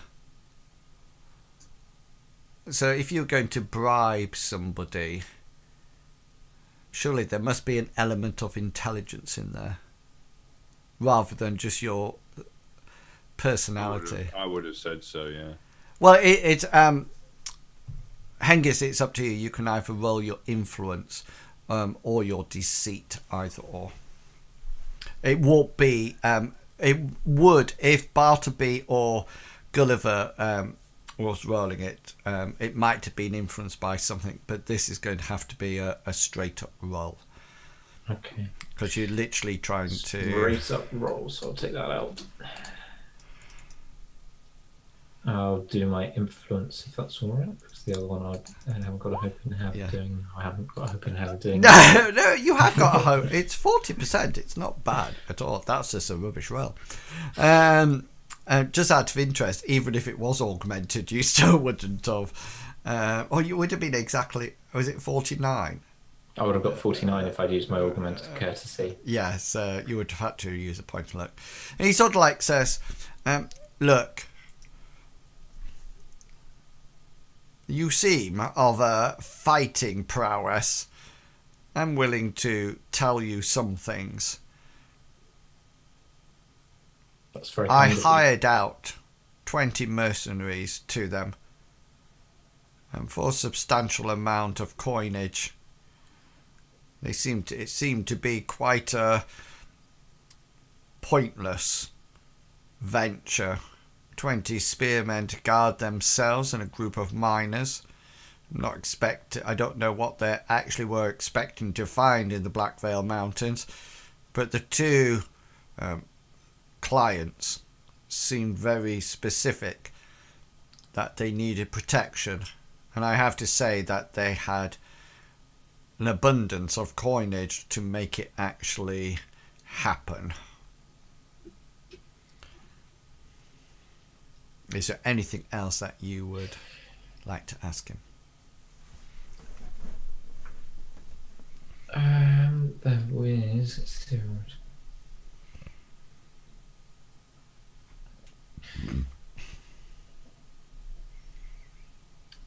I was hoping you would.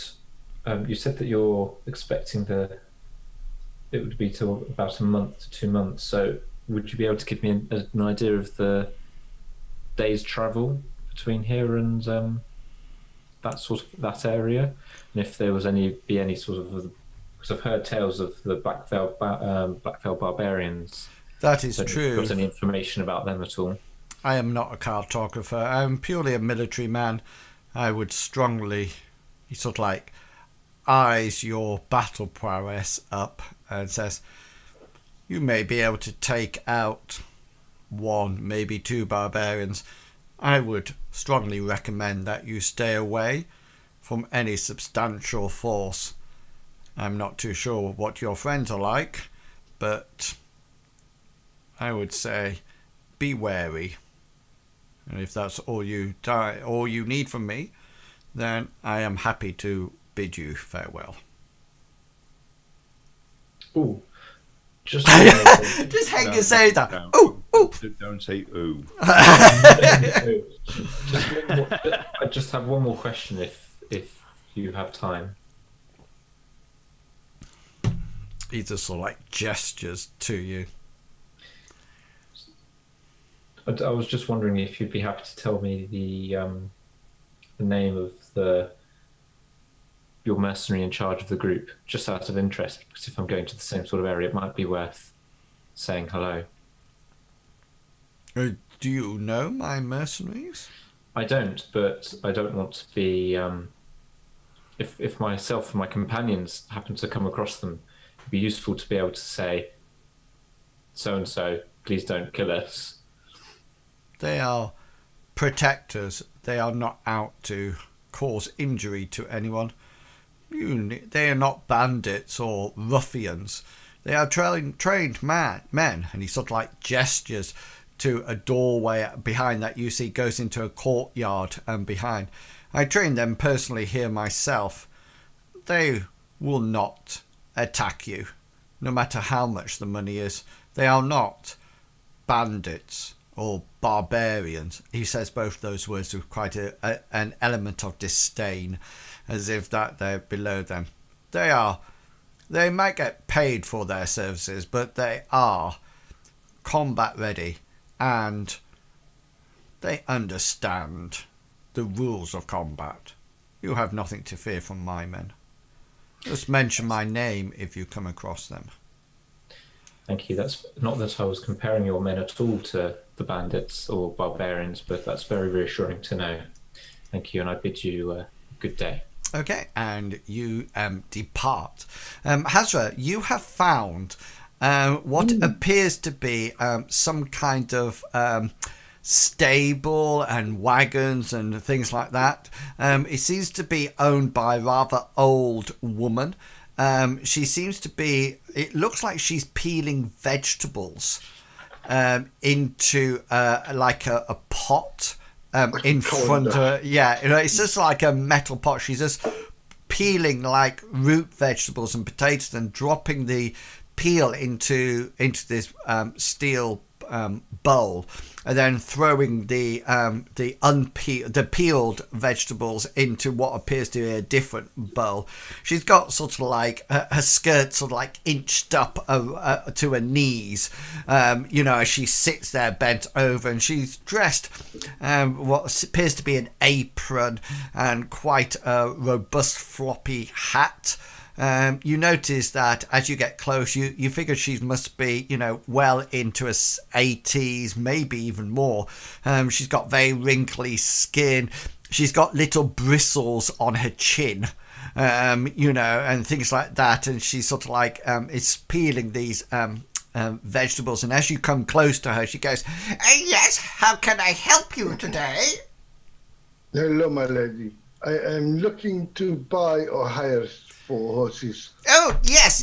And she sort of like puts this stuff down and sort of like stands up. No, don't stop doing what you're doing. I don't want to interrupt your food, your preparation of your food. No. Clearly, you're feeding your animals too. So clearly, you continue. We can talk here. It's fine. She's sort of like, she's bent over as peeling these spuds, and then she stands up, and you notice that the bending over is a permanent position. So she's just sort of like, no, I am fine. Well, how many horses would you like? Well, I want to know the cost of 4 horses if I could, either to buy or to hire for a short time, maybe 2 months, maybe 1 month. And what kind of horses are you looking for? Just simple riding horses, nothing, something calm. My colleagues are not proficient riders. You know the city types who the bums flop on the sides of the backs of the horses. Not very. Yes. Yes. Something... Well, I have some very reasonable horses for about over 2,000 silver pieces. Oh, wonderful. May I have a look at them? Oh, yes. And she sort of like wanders over, and she says, she grabs this horse's mouth, and she sort of like pulls back the lips of the horse as the horse lets out a neigh, and she says, "Look." No, beautiful, very beautiful. Yes. Nice and healthy, yes. Yes, you can always While tell. do that, I'll go to the back of the horse while standing to the left of it, tap its side and raise up its leg. Just roll your riding skill. I certainly shall. Oh, please don't let me down. Please be 100. Oh, my goodness. Points of luck. Points of luck to re-roll. No. Oh, you cocky person. Yeah, the horse sort of like, you sort of like hit it, and you hit it in the strange place, and the horse sort of like goes, like that. She goes, "Get away from the back end! Never go to the back end of a horse, you stupid person!" And she's all like, "Don't worry, Matilda, don't worry, calm down." My apologies, my dear. I'm a proficient rider, but every now and again I forget my way. You certainly forget something. That's all I can say. Maybe something a little bit less horse-like might be more in. Do you wish to buy it or rent it from me? Well, we rent we would primarily like to do because we cannot take them with us when we leave. So I'd like to rent it. Okay, I have a very nice wagon with a single mule. I could. You would have to put a deposit down. You understand? I do. I totally agree, my love. You're totally reasonable in your sense. So let's start off. Shall we say 500 silver? That's quite a lot to borrow a horse or a mule for a short time. And wagon. And yes, a wagon is the most substantial thing, but I don't know. That's more than what I thought. I mean, if I was buying it, yes, it would be a wonderful marvel of a deal. But just perhaps for a month. Oh, It's a little bit this will be extra. the deposit. We will. That's a lot of potatoes. Yes, a fair amount.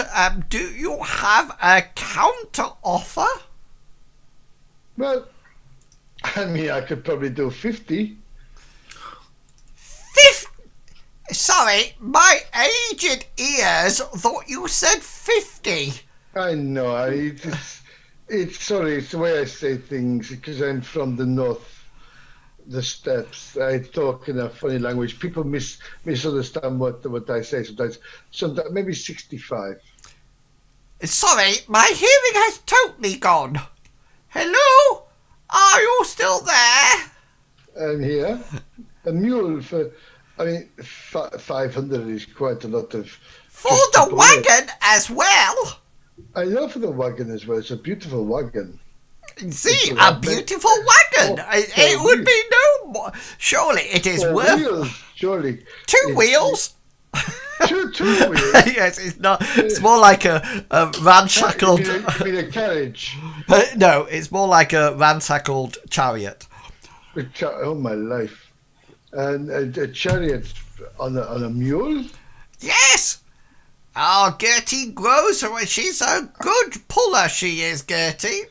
Well, Let's. Because you are so wise in your ways and you know your ways around the horse. Perhaps maybe I could push to maybe 100. Okay, roll your. Do you have a commerce skill? No, do I have not? Which is why I'm the worst person. So therefore, Influence. yeah. So it'll cascade down onto influence. Yeah, you watch this. Oh my God! Hey, give up riding! Give up riding! Buy horses. So did you hit influence or did you hit the cheat? I know. I broke roll 20. She looks at you and says, "You know, you remind me of my son. You have that sparkle in your eye." Okay. Wanderlust. Okay. I will rent you Gertie and the wagon for 100 silver pieces, but just because you remind me of him. Yes. Very. Bless you, God. Bless your mother. And I will give her a kiss on the hand. You flattered me, young man. It was very sad how my son died. We didn't borrow a horse and a cart, did we? It was on this very cart. Yes. When would you like to pick up Gertie and the wagon? And what I will do, I will give you 95 silver now to hold Gertie in the wagon, and I will talk to my colleagues, and maybe it will be today or tomorrow, perhaps. Okay then. Give me half of the money now because I like your smile. Oh, bless you, my love. You bring tears to my soul. So yeah, you can give her 50 silver pieces, and you can pay the other half of the deposit when you. That was a good roll. I'm impressed. I'm looking forward to combat now because I think all the good rolls have gone. We're going to die. Okay then. So we're back up now to Bartleby and Gulliver, if there's any one or anything else you would. Gee. No, it's because I was But Jesus, I was doing some work. I was recording a to work video on for the next something. game. Was I was right? Oh no, I was talking about shrikes in combat, and I forget why I was talking. Oh no, it's about creating adventures. I think. Yeah. No, I was making a video and I wanted to put the image of the shrike in it. That was it. So Why okay. should those fight a shrike? So back Never to fight a shrike. Chugga sorry, Mr. Bartleby and Gulliver. Is there anywhere else you would like to go, or is the plan to meet everyone back together before you go off? If there is still the Miners Guild, and Is that the copper and lead halls? yeah, That's where I had been intending to go next, if Gulliver is agreeable to that, or if he had a better idea. okay then. So either one of you, because you both have streetwise skills. Can you just roll a streetwise skill for me? Both of us? Well, whoever has the highest, augment it with the other one. What have you got, Pickles? I'm pretty sure you're better on the streets than me. I've only done healing impoverished at 51. You got 51. I'm always in the streets healing illness in Lindo. Okay. Add 8 onto it then. Oh. Ooh. Hell surprise. I thought Gulliver was better on the streets than me. No, but as you're walking through the streets, That's a different story. it becomes rather obvious that neither of you are any good on the street. Should I use a point of luck to reroll? Yes, by all means. That's my second. Oh, hang on. No, Oh. no, you don't need to. It should be if you want to live. No, it's all right Easy. because it's an easy roll in any case. It's not standard. You have 42 vagabonds following you. No, you actually approach because you know where the copper and lead halls are, and as you arrive there, you do notice as you enter that the girl that you saw out on the streets almost like passes you as you go in. She's on her way out, and you go into the copper and lead halls, and it seems to be a very sort of like functional bare kind of office. It seems that there's some people sat on like benches as if they're waiting to be hired out or get a job or something like that, and you notice that there's a guy sort of like taking down names and money, and you notice that just in front of you somebody is trying to hire a miner to come on their or a couple of miners to come on their ship, and they're off somewhere. There might be ore there, and so this seems to be like a place that it's all to do with hiring miners or maybe registering plots of land, like miners' claims, like the gold rush and things like that. As we're waiting in line, Gulliver's going to say to Bartleby, "What are we doing here, Bartleby?" Well, I suppose Hengist is supposed to be finding out how many mercenaries were hired, and we're here to find out how many miners were hired, yeah? Well, see what they were told. Maybe the guy up there taking the ledgers and whatnot might know something about that. All right, okay. I thought we were looking into the ship, that was all. I thought we were going to go to the nets and anchor to see whether or not we could meet the sailors. Do you think the sailors are still in town? I thought they would have left with our friends. I don't know. I thought they would have. I thought the other people might have just taken used a boat to get across here. I don't know. If a boat was able to get up here so quickly, and what was it that you read the name of the boat was? Sea Serpent.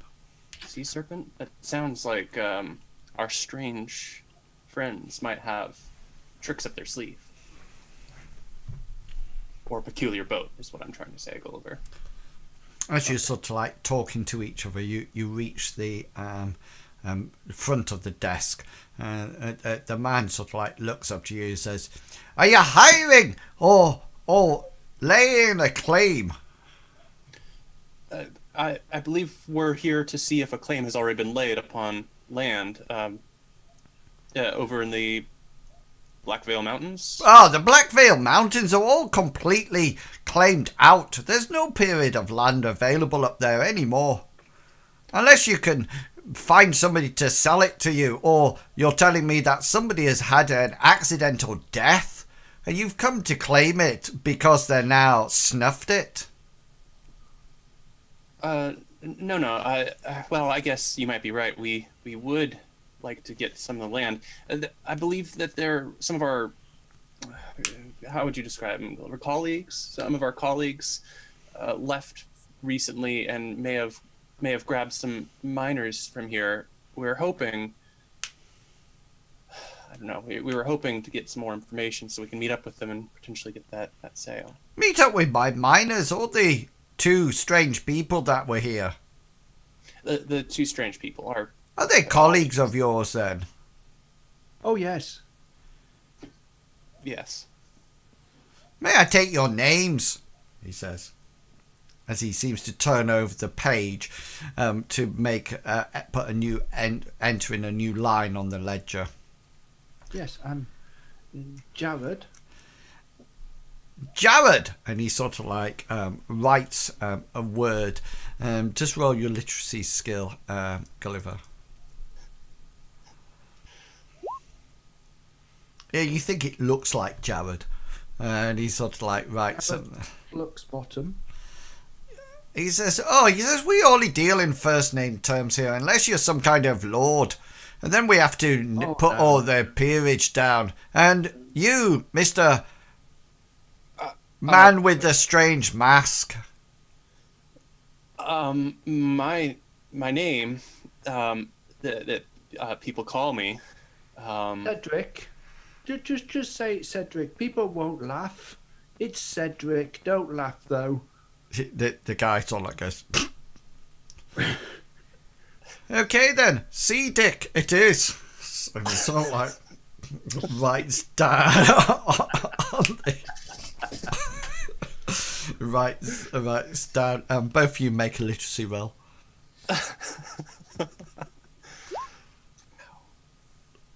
Yeah, Gulliver. He's definitely written "See Dick," and he's drawn a picture just next to it as well. And he says, "Right." He said, "Well, what will you be after then?" We're trying to catch up with them. See, our ship got delayed, and by the time we got into port, they must have already left. And they left several weeks ago. I know, but there was a storm, and our ship. To be honest, and he sort of like looks back, and you can see that you can see the ledger. There's about 10 miners. There just seems to be their names and their price in a few silver pence, silver coinage down the list, and you can see that they probably set off at least a good couple of weeks, maybe somewhere between a week and a half and 2 weeks ago. And he sort of like looks back and he looks at the date and says, "I would have thought they'd be back now. They must have struck it rich up there. I'd be surprised if they find anything up there. Most of the claimers were taken a long time ago now. There's hardly anything else up there." I think I'm doing really well with the accent. Can I just... You are. Can I just put that out? No, I'm impressed myself having to do that accent. It's meant to be French. It's not gone Welsh yet. It's meant to be French. Am I pulling it off? Rose is back. He's been missing for a few moments. No, I'm surprised it's not like a lady of the night. Hey, watch it, you. Do you need anything else from me? I I don't suppose think so. Do we see Dick? 10 miners. How much coinage would you have to spend to hire 10 miners? I presume if we're going to be taking or buying. Well, it the depends claim. whether or not you want a good one or an average one or really one who doesn't know anything about mining but just wants to carry the spade around. Generally, it's about a silver piece per day. Per miner. That's money. I think this is all the information that we need. You've been very helpful. Okay, if you ever want to sign up, then, I'm sure we can find a job for a metal-faced person like you. Oh, I'm a priest of Amriel. Thank you very much. And so like And, says, next! And the crew person behind you comes up. Okay, so... Maybe we should get you a cowl. Yeah. I think, but just to hide your mask. Do you know, it's one of these things, isn't it, that if anybody ever says, did a man with an iron mask walk through 2 days ago, they're going to say, nah, not seen him at all. No, alternatively, we should all wear iron masks. Yeah. In no time. Or- It's a thing, Lindo. Yeah, all come out in sympathy and all stick. Everywhere we go, just hire somebody to wear an iron mask and go off in a different. Yeah, different. Do you know, I tell you what, that's not a bad idea. So, it might be a good idea to sort of like meet back Yeah. at your existing tavern before you go off to the I forget the name of it. Hill River. Nest and anchor. Yeah, the net. Sorry. Yeah, the net, the nets and anchor. If there's going to be, if you want to, I think you want to interrogate or find out the sailors that came from it. No, we Gulliver. go to Seagull. No, that's where we are. Yeah, so you're going back to I the. see, yeah. You're going back to the Seagull now. It's probably better to go after nightfall to meet these people in any case, because they might not even be there during the day. And plus, the longer you leave it, the more chance that they're going to be slightly intoxicated. Inebriated. Yeah, and then you might be able to make sure that you even have a very easy roll. So you sort of like meet back at the Sea Eagle. You meet in your room where you all sleep, and you have that opportunity to sort of like exchange information. So if anybody would like to pick up anything that they want to discuss with the party, then now is the time. Yes. I would apologise, my friends. All I could get for the coinage that I have was a mule and the carriage. It's not really a carriage. It's more like a chariot. But to happily hold on. And maybe if one of us has to walk for a while, it's fine. But we can all try and fit on the chariot ourselves.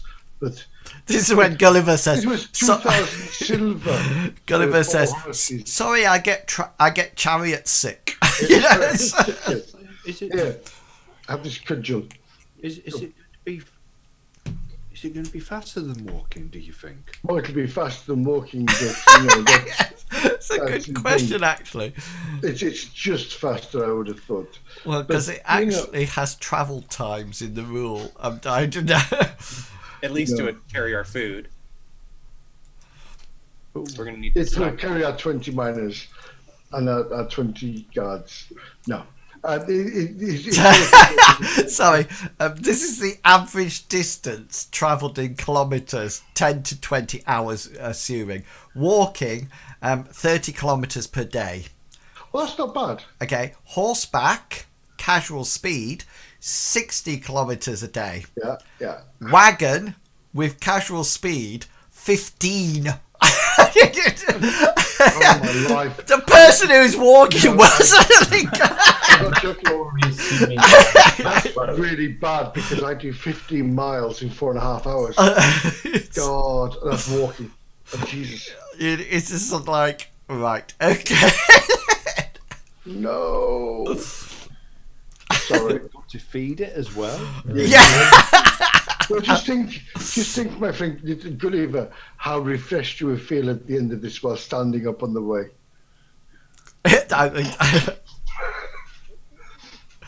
I did not have 2,000 silver pieces. I'm sorry. I'm just waiting for somebody to say, Hasbro, I thought you knew about animals.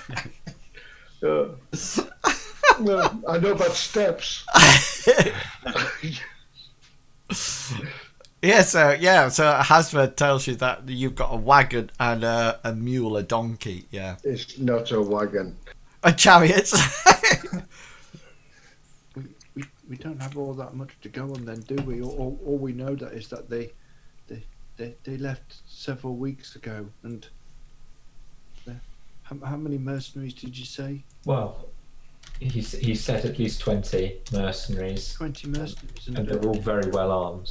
But they were only contracted for a couple of months at most. and we know that they had. Was it 10 miners? Correct. 10 miners, and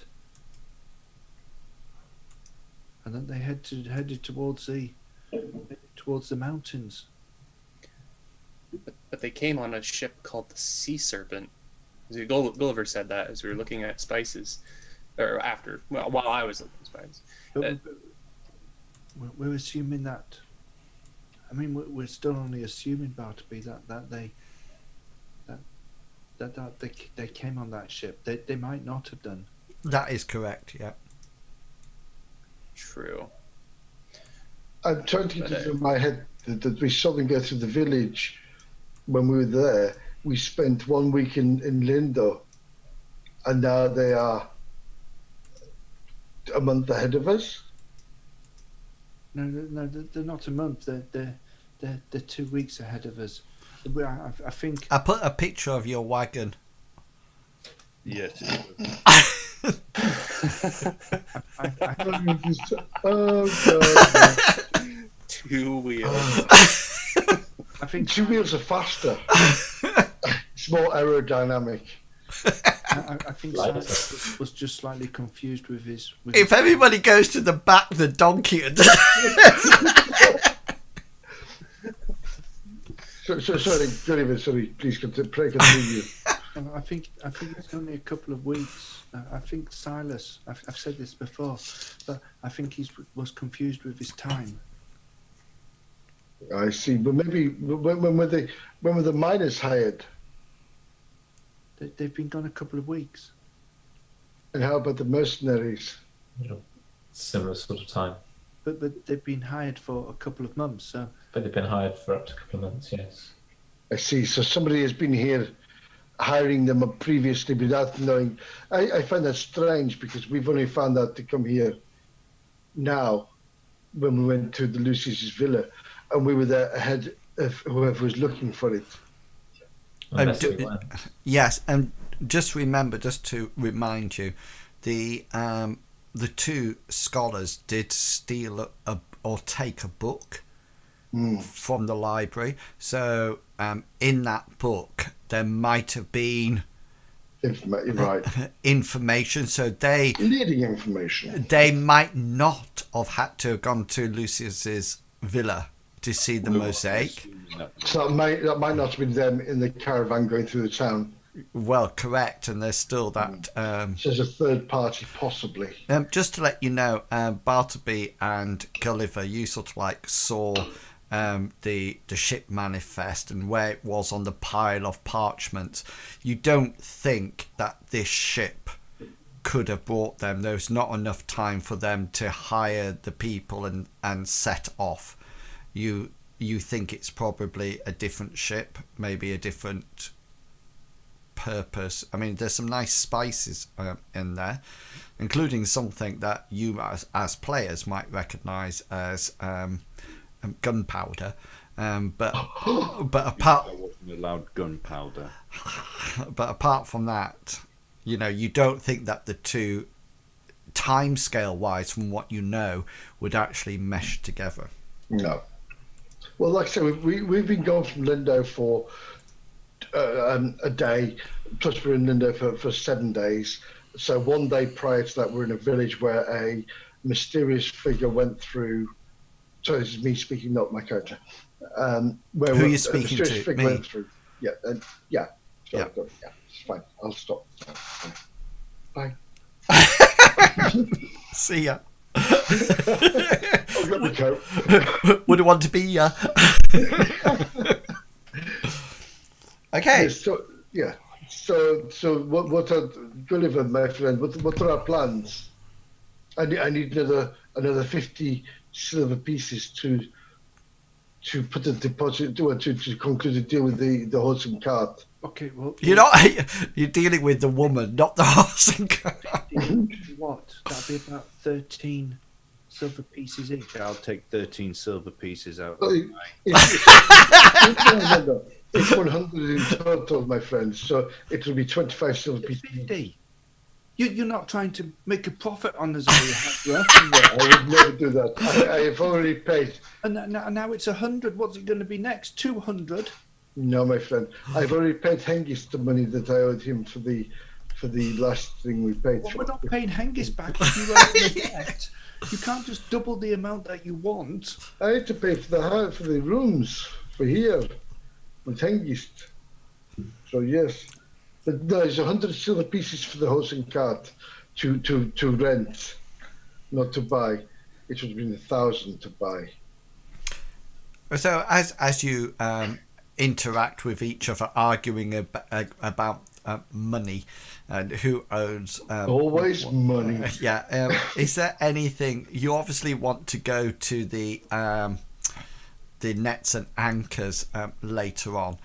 Is there anything else you would like to do? Have we worked out? Because you say from the manifest that we had worked out that it would have been impossible for them to come over on the sea serpent. Yes, the time is completely off. In which case, there's no need for us to go to the nets and serpent, because the only reason we would go there was to talk to the sailors. Okay. Oh yes, I see what you mean. Yeah, not a problem at all. Just one thing that I picked up on is maybe perhaps if they're hiring miners, perhaps we should buy maybe a pickaxe or a shovel, perhaps. Because I do not carry them myself. At least we can carry them with us on our wagon. We may need them if they thought ahead to buy a pickaxe to buy miners. They clearly need something to dig through. I think they're going to be digging to find the temple entrance. Yeah. Do we know the way in? We don't know the way in, but they've got a serious amount of time ahead of us. So chances are, if they found it, they would have already dug into the entrance. I understand. So we use their work against them. Yeah, not only that, to be honest with you, I've never swung a pickaxe before. I don't think I could even lift one, to be quite honest with you, Ezra. Well, Hengist and I have swung a pig before, but never a pickaxe. You rolled it. Well, that much is true. There's a big difference between rolling a pig and lifting a pig. I think our best option is. I think we've really wasted too much time in Norport. I think first thing in the morning we should be getting the wagon and heading out, following the map that we got from Silas, which should hopefully. You gained the map from Silas. That's very well done. And Bartleby, and it's about 4-5 o'clock now in the afternoon, so it's dusk time, and you're sort of like in the are you staying up in your room, or are you going to the bar room? Shall we go down for dinner? You could probably get a meal here for yeah. Okay, then Would it be worth it at all to still go to the nets and anchor to inquire with the drunken common folk about the two people that we're looking for, the strangers, the cowls and angular faces? Surely they were going through town inquiring and help. We might still be able to find what ship they came from, but I do agree in the morning we should leave. Maybe they picked up some ruffians on the way, you never know. Or we could ask here, because this seems to be a bit more of the sort of clientele that they would have potentially associated with being there, getting equipment and provisions. True. Very true. I don't like talking to drunk people. They don't make sense. They're the best kind. You get a drunken man will tell you more about his life than a sober man. Unless you're a sleepy drunk. There are plenty of those. What? Let's have something to eat downstairs, and then perhaps we can maybe. You can stay here, Gulliver, if you wish, but perhaps maybe we should have a meander over to the net and anchor. Net and anchor, just to see what people are talking about. Maybe buy a drink or two. People maybe find out what's going on. Okay, I'll stay here then. No, if you want to come with us, maybe you can pick up a little bit of information. If you have a sit down with a cup of milk, just in case we get a little bit too tipsy too. Well, as you come down, sort of like deciding whether or not you're going to stay at this tavern and have something to eat, or go off to the other tavern, you come down into a very strange setting. The first thing that's very strange is that it appears to be like every other tavern that you've ever been in. Ever. Anybody with Streetwise roll can augment the perception roll with that. Hengist, if you've got a tactics roll, you can augment it with that. Apart from that, then it's just a plain perception roll. There's no bushes round Hazra, so I'm sorry, you can't. You bushes. You can't. Rolling perception, yeah. Perception, yes. I don't need those stinky. Oh, I do. No, I don't. Hengist, no. Hazra, yes. Bartleby, no. Just yes. Gulliver, yes. Okay then. So as you come down the stairs into the room, into the bar room, you notice something quite strange. I'm just going to take these off. Can you see where you are on the map at the moment? Yes. Yes, please. Yeah. Okay then. So you sort of like come down those stairs from this first floor, and the first thing, anybody with perception rolls that actually checked it, you notice two interesting things. The first thing is that the tavern, the bar room, is empty. There seems to be nobody there, but it's a bit like the Mary Celeste.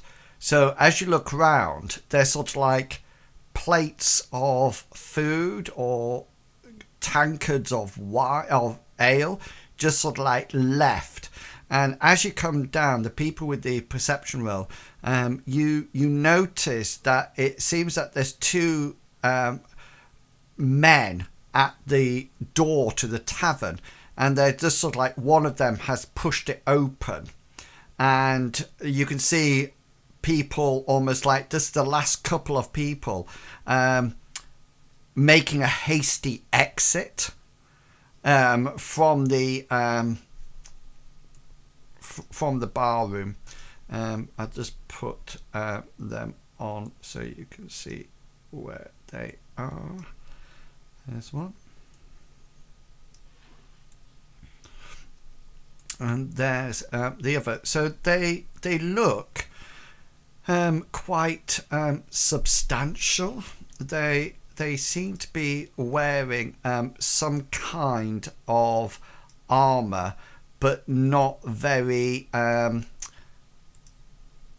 specific. It's not sort of like iron or anything like that. It's more sort of like it's almost like supple leather. It's not sort of like completely rigid stuff. They seem to have with them what appears to be swords at their sides, and they seem to be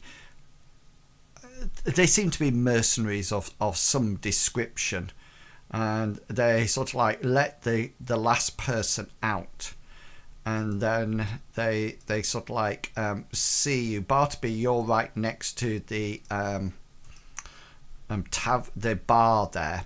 And could you just roll me a normal perception roll? And do. Normal perception coming right up. Yeah, you there's something behind the bar, but what it is you don't actually know. You can hear somebody brushing against, say, bottles, or maybe moving and making bottles clash. Once the last person leaves the door through the door, the guys sort of like pull it shut. They don't seem to lock it at all. And can you see that it says Bandit 1 and Bandit 2 on them or not? No.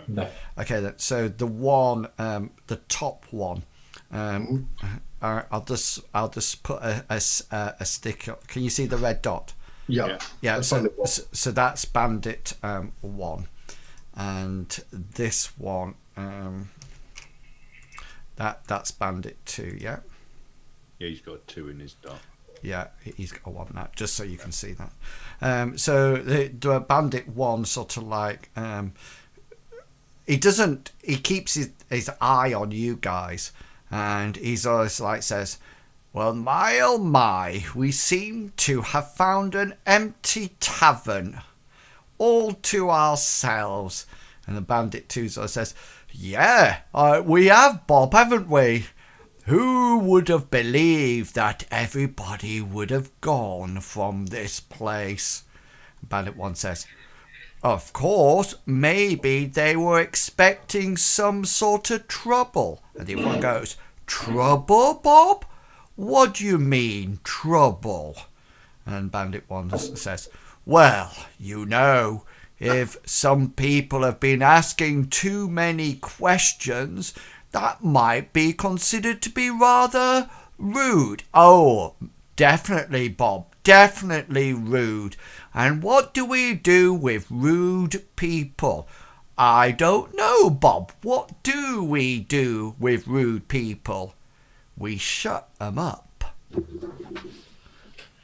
And at that point, you hear the sliding of swords coming out of their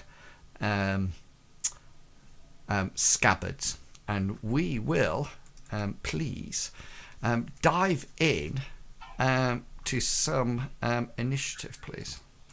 Let me get the turn order up. As you'll say, Now, take one alive. yeah, hang on it, because if we're in initiative, that would be your Free action, that's your right. free action. So let me just get rid of you all. Okay then. So you should be able to. Don't get rid of us all. Oh, get in 16. Happy with that.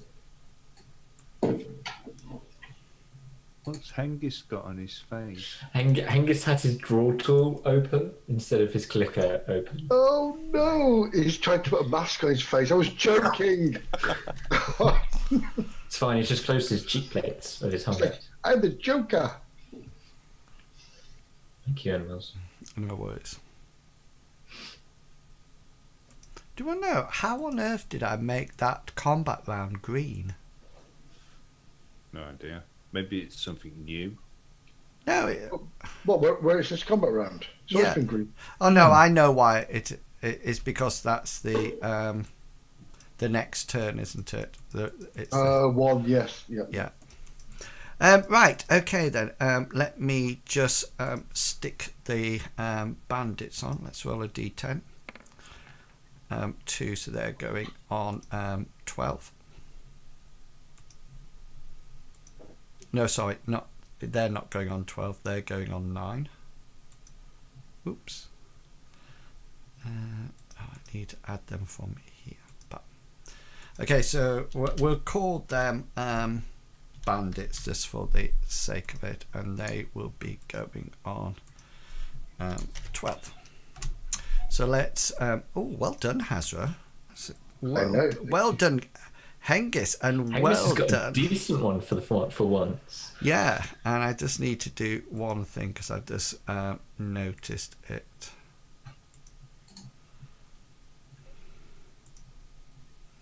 Should be in meters now. Okay then.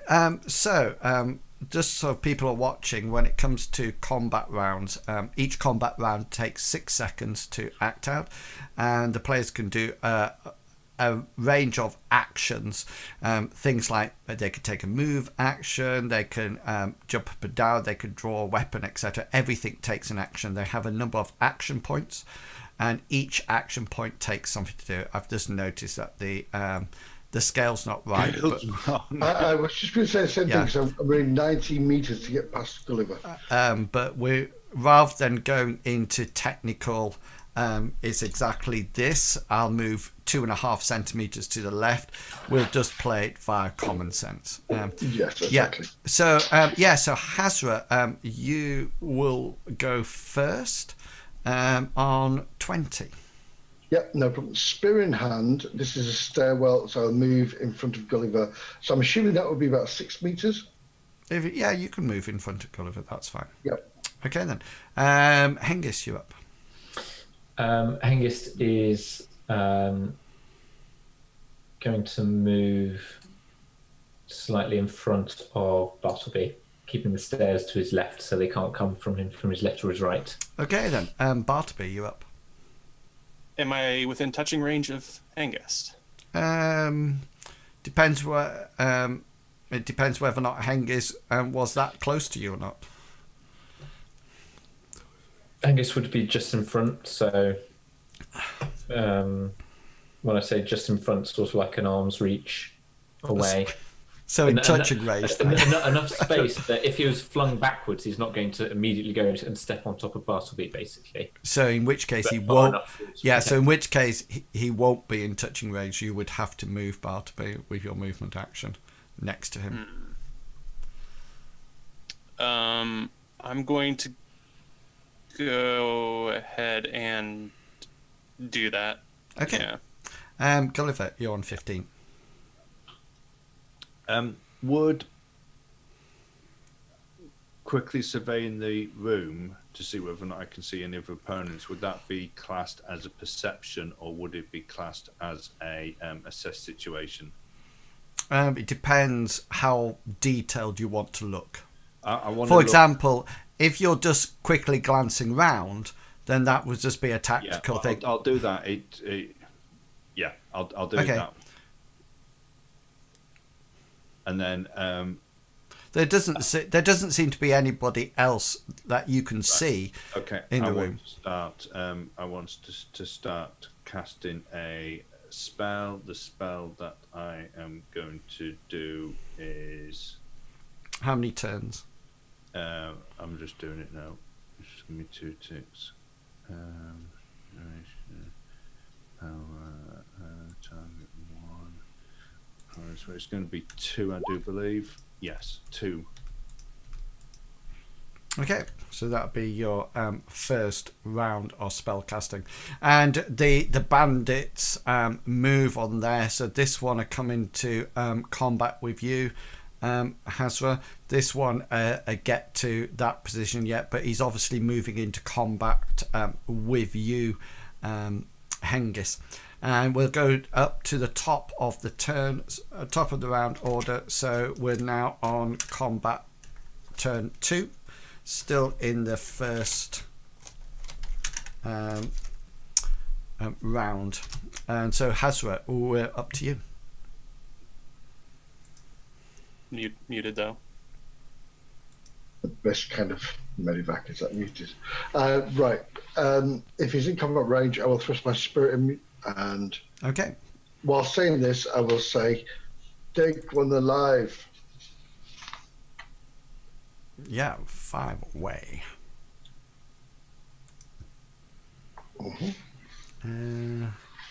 Okay, so he will use an action point to try to parry. Parry. And yeah, he succeeds. I know it says spear style, but they're using their swords at the moment. Yeah. So what size is your weapon? Is it medium? It's medium, yeah. Yeah. So he'll take no damage from that as he parries the blow. Hengist, what would you like to do? Angus is going to draw his sword. Okay, so you ready a weapon on 16. Bartleby, you're in touching range now. Yes, I am. And here is the miracle I would like to cast on Hengist. Ooh, Make a shield miracle. of my goddess. Okay, here yeah. So I need an exhort roll. Okay. Good luck. Good luck. And I will use a luck point if I fail. Can I use that luck point? Yeah, it'll have to be a re-roll. Yeah. I have my fingers crossed too. Pow. Okay, that's a little better. Yeah, that's absolutely fine. So that shield augments it onto Hengist, and Gulliver, you'll be on your second turn. Yeah, so So this will now come off. Yeah, so as he's been spell casting, he's had his hand outstretched, this glowing, swirling ball of water started to appear, and as he closes it, he's going to try to summon number 2's weapon from it, whatever he is holding. I first need an invocation roll, which is that. Oh, just. Yeah, but I'm going to keep that roll because that's really, really good for me. Yeah, so I get an evade roll, don't I? But I'll need to use up my final action point. Yeah. In order to evade it. He fails the roll, so he's now dived out the way and now is prone. Well, he must be because he did. Well, no, because I thought he just tried to grab the spears or whatever as soon as it's going, and then just. No, but if he evades, he's taken up yeah. an action point and he failed, he will literally Right, be yeah. prone on the ground. There was such a big discussion about this on the forums about how it should be not endurance. What's brawn? Yeah, rather than the evade and things like that. Yeah. So, but it's fine. So I'm Bandit 2 is now without his weapon on the floor, prone, and Gulliver, you have that weapon. Okay then. So Bandit 2 has no more action points left. So he's out for the round.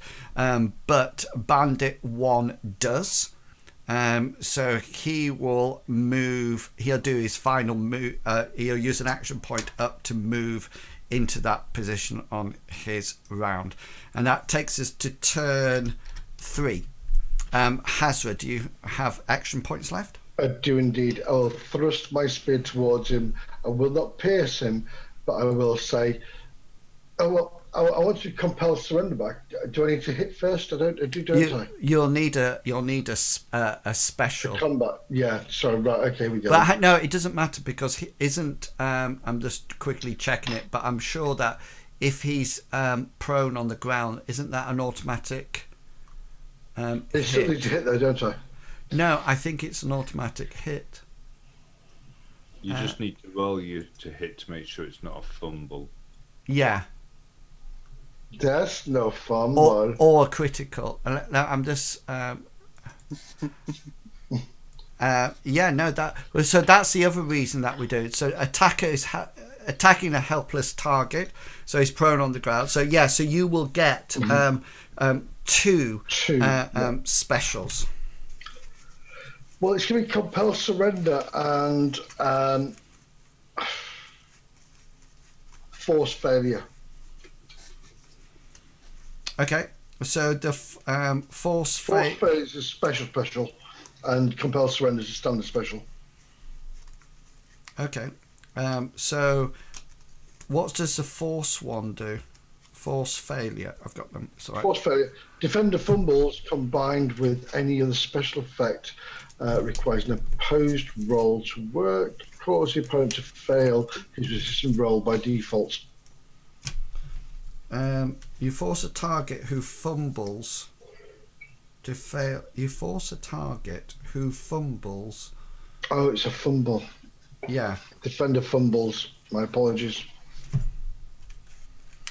So you're going to do compel surrenders. I don't need to choose a second special, so just compel surrender, please. Okay then. So you will compel surrender. So I'm lying prone, so that's absolutely fine. No damage is taken. Target is only threatened. Attacker must make a willpower versus the original roll of the dice, which was a special. So I must get a critical side with this. Yeah. No. Just out of interest, you still win, but please do go back because it's just said GM rolls a 1. No, really? Yeah. Oh my life! Let me timestamp this.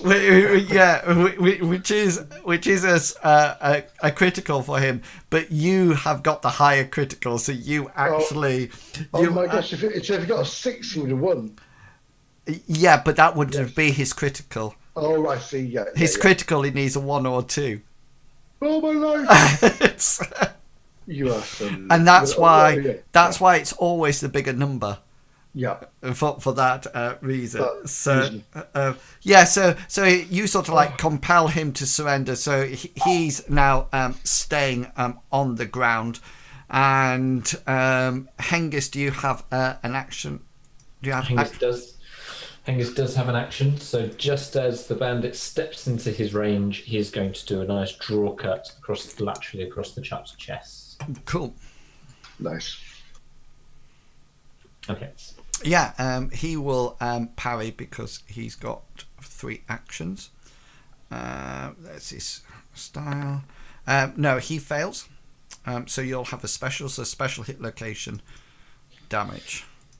Well, it's special for hit location, wasn't it? Because it was a draw across the chest. Yeah. So I will do that. Choose location then. Location chest. And then you want damage.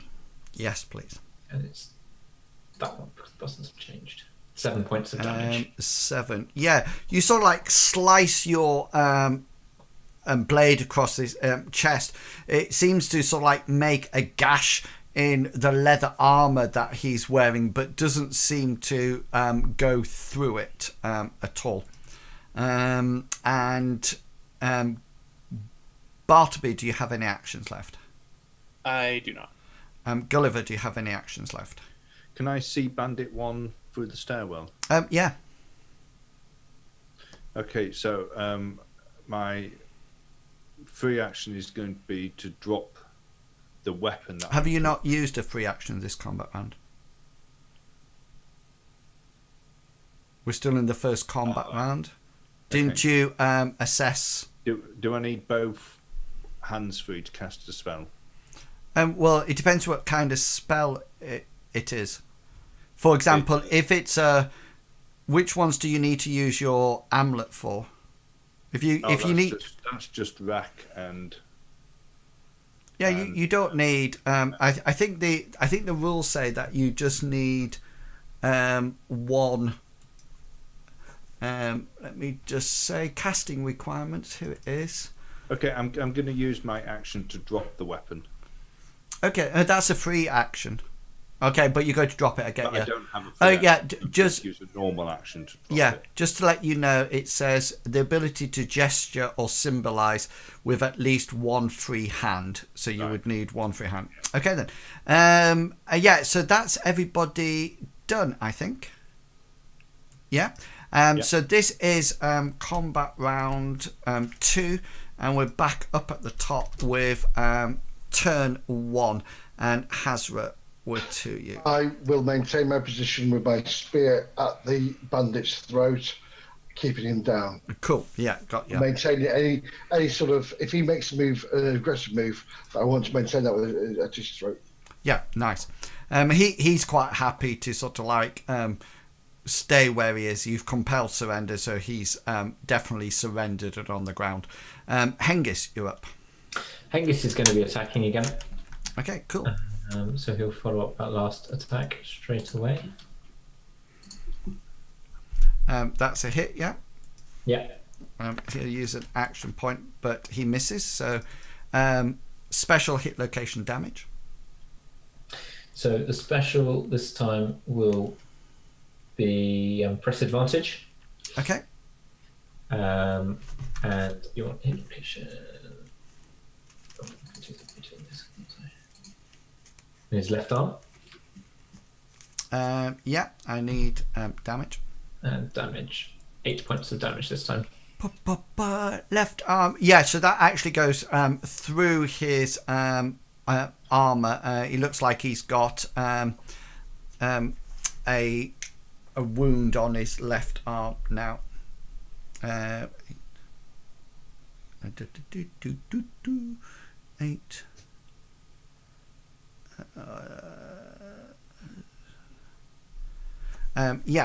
He needs to roll an endurance check because he's taken a serious wound.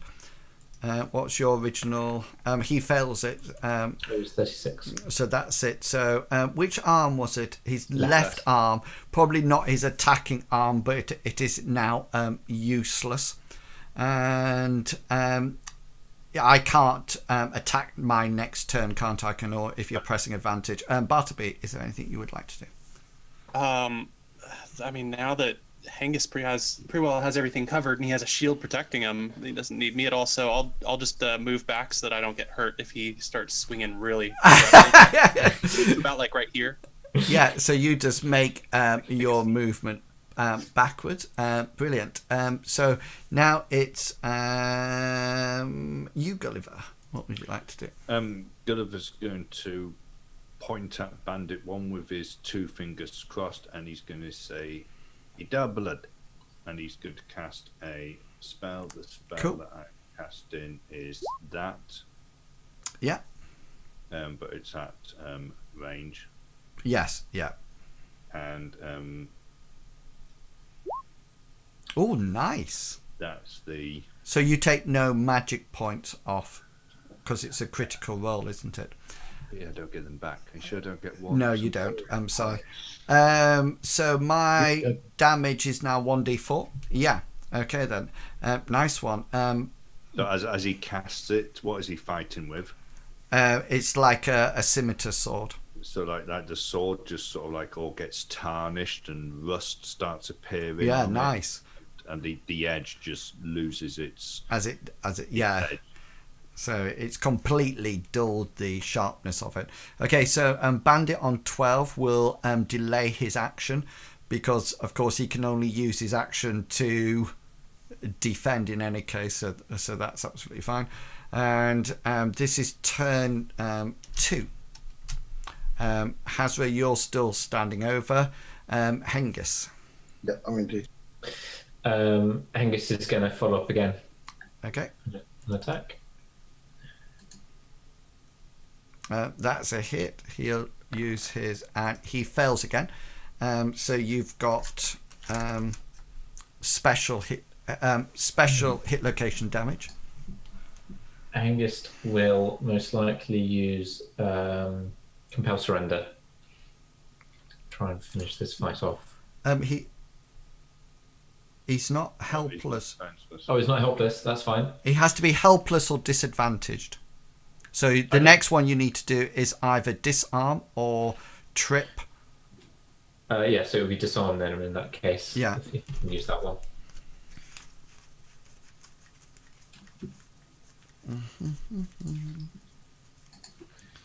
Just find my disarm card. Yeah, okay then. So the target makes a combat roll versus, so I need to make a combat roll versus your initial attack. He fails that. If failed, the weapon is flung a distance equal to the disarmer's modified damage in meters. So I have a 1d2 damage modifier. So just roll a 1d2.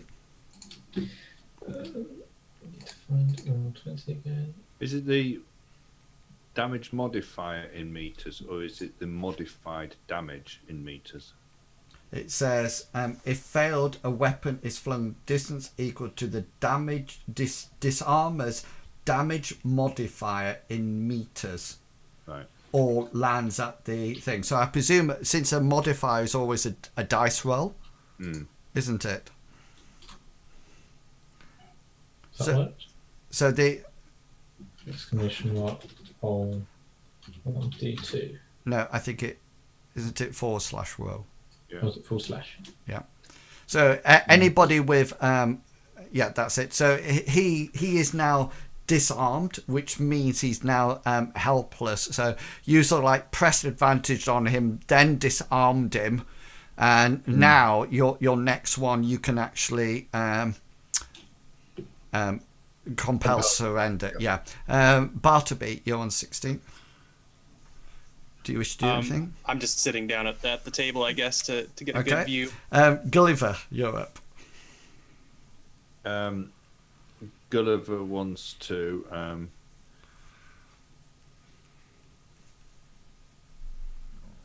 he's going to move Okay.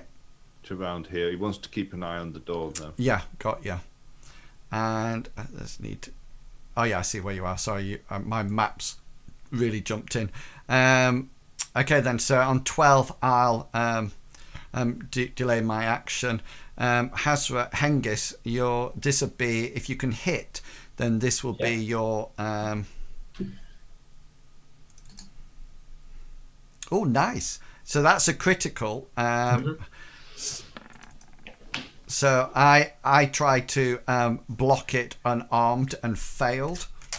So therefore, you've now got... I need to make a willpower roll now, don't I? Against your... Oh, no, not that well. Yes, so I'm just checking if I can, if there's one I was thinking of. Yeah, so he would have done trip opponent and compel surrender if possible. So he would have sort of like hooked his leg, pushed him on the floor as he attacked, and done the... So he's now put him on the floor and then done the... Well, hang on. What's okay then? Possible. So I got two actually. Got two, didn't I? So the first thing I need to know is, did you say trip opponent? Yes. So the first thing I rolled there for is brawn, evade, or acrobatics. Okay, let's have a look at that. Brawn, evade. I will roll my brawn first. He fails that, and then he failed his willpower, so you knock him onto the ground, and he's sort of like on the ground. He's now disarmed and helpless.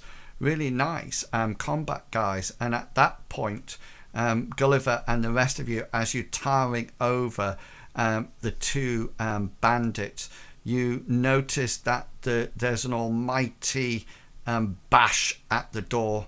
The door flies open, and in comes Christ, it's Dominic. Dominic. Oh my God! In walks what can only be described as something that you probably think is some kind of barbarian. He's clad out. He has a battle axe and a heater shield on. He is armoured with padding and some light armour all over the place. You notice that he's got bulging biceps, and he looks very buff and very big. And you notice that the two guys that you've taken out, almost like they can't decide whether or not to crawl away from you or to crawl away from him.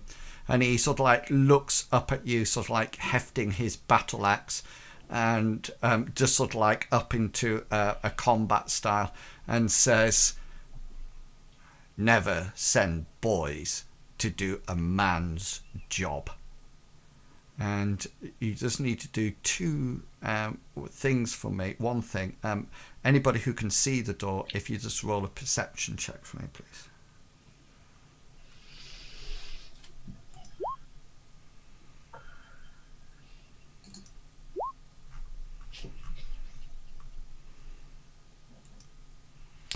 Right. Who's Hazra and Bartleby? Hazra and Bartleby. The rest of you, please remember to play as if you don't know this. As he hefts his battle axe, into a ready position. It exposes the No. his wrist, and you see has. Can you see that tattoo? Yeah. Oh yeah. He has that tattoo on his forearm, and we will leave that combat there. So we'll wait to the next session. So the next session, we will go do the start directly at that point. We can leave you on there. That's all right if you want to come down and see it. There's 2 helpless people. Nice, lots of specials today, guys. Well done. Really nice that they're out and you didn't have to literally kill them. But this will be the same scene but luck points will replenish themselves. But Bartleby, your shield will still be action. It's just like going straight on. I'll just pop something on to remind us that I've got that on. The way I look at it, we've got 2 compelled surrenders, but we've also got 2 potential other people to fight. I don't understand. Because they're still alive. Oh yes, they are still alive. I see what you mean. Yeah.